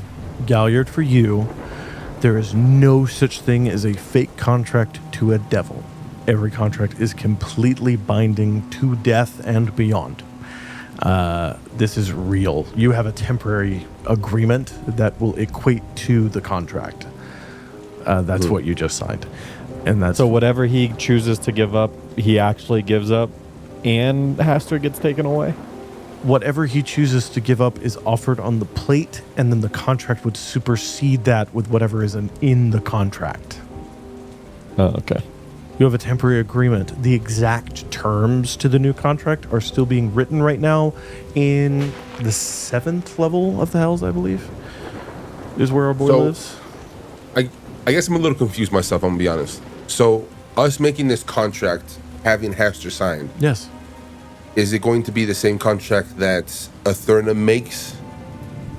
Like, does that supersede that contract? That's I'm kind of confused. You just have the So temporary... then whatever you offer goes to You have the Atherna? preliminary agreement that will equate to a contract. You have the, I'm interested in buying this house, and the salesman goes, cool, I'll write the documents up. You have the handshake. Yeah. It's all the same deal. Whatever Okay. you Whatever he offer agrees upon, Hastur does will it go be to superseded by the Atherna's contract. Will succeed. Yeah. Yeah, but that's what I mean, though, is that Atherna will supersede that, but would he keep the same terms of us? Like, let's say we offer our 3 souls, and Hastur agrees to it, right? And then Atherna comes in and does, hey, I'm superseding the deal, right? Bam, here's what's going on. He could choose to be like, hey, 3 souls is the new agreement, right? don't know. We don't know. Lit. Ray, Hey, I if didn't you wanna- sign any agreement with a demon or devil, your connection to Bahamut will immediately cease, and you will be hunted as a heretic. And it will be known. Bahamut will tell people to find you in dreams. All right. Listen, I didn't even come up with that at all, but that was just a That's lot. why I was shaking my head no when Bazza said that. Here's an idea which I also hate, and it requires asking questions that I didn't want to know. Have you killed people in the service to the devil and devoted their souls to said devil? Yes. Fuck. Well, that's not cool. Yeah, I agree. Maybe. Sorry, hold up. This is Justin. Who asked about the Ray asked about the Dryad to Caius and what happened to You her? guys were all stunned. You could hear it, though. Yeah, we you could can hear it. Okay, cool. I just wanted to confirm that I could hear that. There are 3 other chains. I personally don't want their souls going and getting any particular sort of rest. However, they're also strong and fucking millennia-old souls, I don't know how soul magic works. It's super fucking gross. But perhaps an offering of one of their souls upon their deaths, because we do plan on killing the absolute shit out of them. But to be honest, I'm spitballing. I hate that. I don't want us to do that. But you're asking for solutions. Okay, so just to hear what you're saying. Write that down. So you're saying you want us to offer Hastur a soul from one of the chains. My only issue with that is that he's going to see it as a maybe. You know what I mean? Well, it's a negotiation. Regardless, if... And then we've also, if you wanted to get a little bit of evidence to our strength, you've defeated one of the four already. Yeah, we don't have to kill Tulip anymore. I feel good about that. Well, Tulip is no. That's not. I was actually going to offer different. Tulip. No, I'm saying I feel good about that. I want it. While you guys weren't paying attention, I had planned to kill her. Remember, and then I thought we were past that. Yeah, we kind of were up front from what you guys thought, but me personally, I still planned on killing her because I thought that she still could be the Dryad. But your boyfriend that took your pommel, he says we're all good. It's like happened just now. Can I just get a moment, please? Yeah, sorry about that. Anyways, but he says we're all good. She's destroyed. Her soul is gone, so we're good. I don't think no that's more what killing he meant. Tulip. I think that's what she said, or what he said. You think he meant that she's dead? I thought he meant that she's just... Didn't he use the term obliterated? Like what? Kind of. Can I roll history? What did he say about her soul? No, we didn't say about her soul. We talked about her. Roll history. Yeah, 14 plus a lot, 21. He said she's gone, unmade. Unmade. Yeah, Dryad was unmade. Yeah. That's what I wrote down. Unmade's like not good, you know? So I'm assuming that means dead is dead. And the chain's still floating around, just even though she's dead. Well, we haven't the gotten chain's a chance broken. to go back and see. Fuck's that? That doesn't sound good. We open the door. Hey, Open the door. you open the door, and the door to the outside to the storm is open, and Chexsix is on her ass and is currently trying to quickly get up, and Siromon is not in the room. Can I open up my eyes, bruh, and see where the fuck the Hastur is? You see there's shadow walking outside in the storm. Every flash of lightning illuminates his figure. Siromon's So walking. who's strong enough to grab him? Because I don't think me or Bazza are. So I'm gonna set an arm. So all of us can try to grab him? all right. You guys run outside into the storm? Yes. Okay. And I'm gonna call out to Hastur during. Yeah. Cool. You run outside and you see these storm clouds have grown more and more violent. And you see the lightning is flashing. And you hear Hastur is just mumbling something.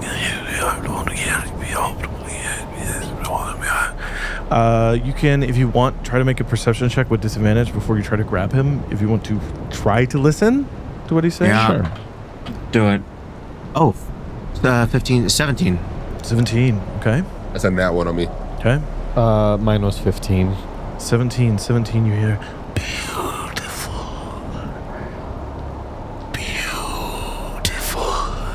is one of the words that he is repeating over and over as he is constantly popping the muscles and joints out of rigor mortis again to move Siromon's body towards the storm, which is right in front of you guys. I'm gonna yell, Hastur, I have a deal. No answer. No change. He's walking forward. He's walking slow. You guys can significantly outpace him. He's not going to get away from you. He's just walking towards the storm. Then we'll just... Oh, he's watching the storm. He's moving towards it. Well, that looks like a cliff at the edge. Let's get him. And As Cool. as Give we me- approach, can I look past him and see what he's looking at or what he might be calling beautiful? Give me a perception check. God damn it. Lit. That's a nat 20, but that one don't count. So it's a 10 plus perception. Mm-hmm. 12. Flashing of light. For a moment, you see an island in the storm, dancing in the clouds, and then it's gone again.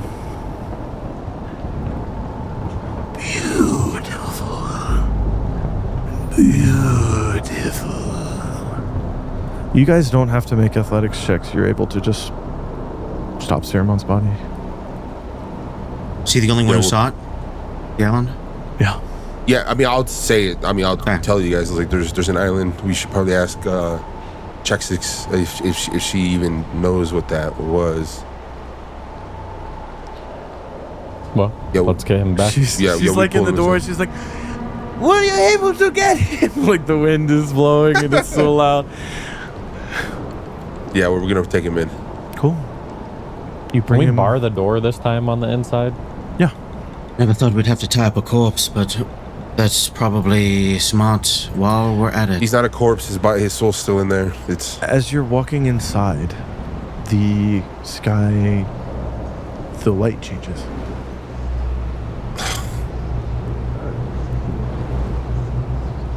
Each bolt of lightning now begins to flash with red. Red.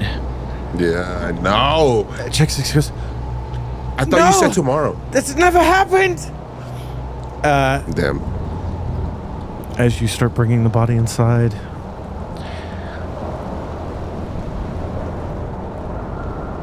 Look. Oh, so sorry.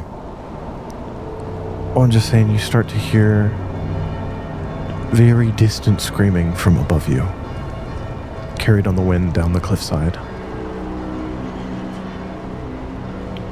"Inside, quickly! Bring him in here!" Yeah. No, I'm rushing. Cool. With my one arm and out. Inside,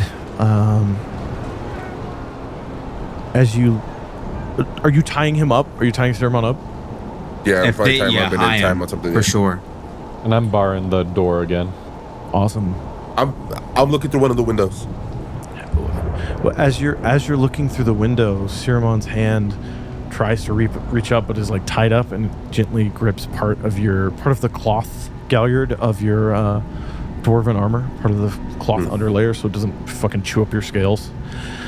And Hastur, through the body, goes, He's beautiful.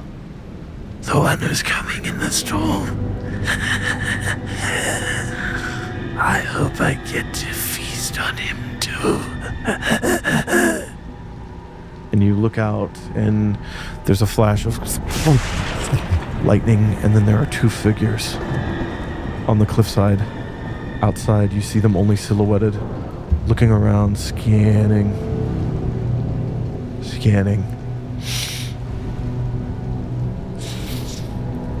What if I can give you their souls? I tell Hastur. Their souls. Would that be a deal you agree to? So beautiful.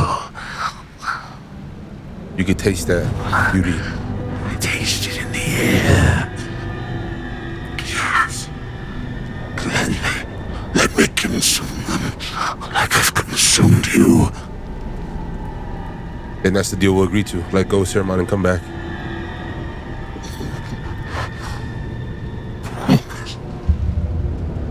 That you'll feast on them? If that's the deal you're willing to accept, yes. And I reach out my arm to him, like, I guess. Cool. Listen, it's better than what we were guessing, bruh. Flowing out of Siromon's corpse, no life yet returns to the body. The shadow that is the pure form of Hastur on the Primaterium plane erupts out, and instead of flowing into you, you see it starts getting captured in the air. And then the room smells like sulfur. And a devil walks out of the wall.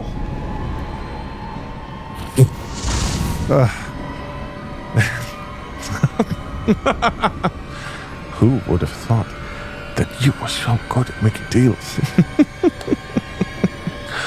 Oh, hello. And as Atherna waves to all of you, that's where we'll pick up next time.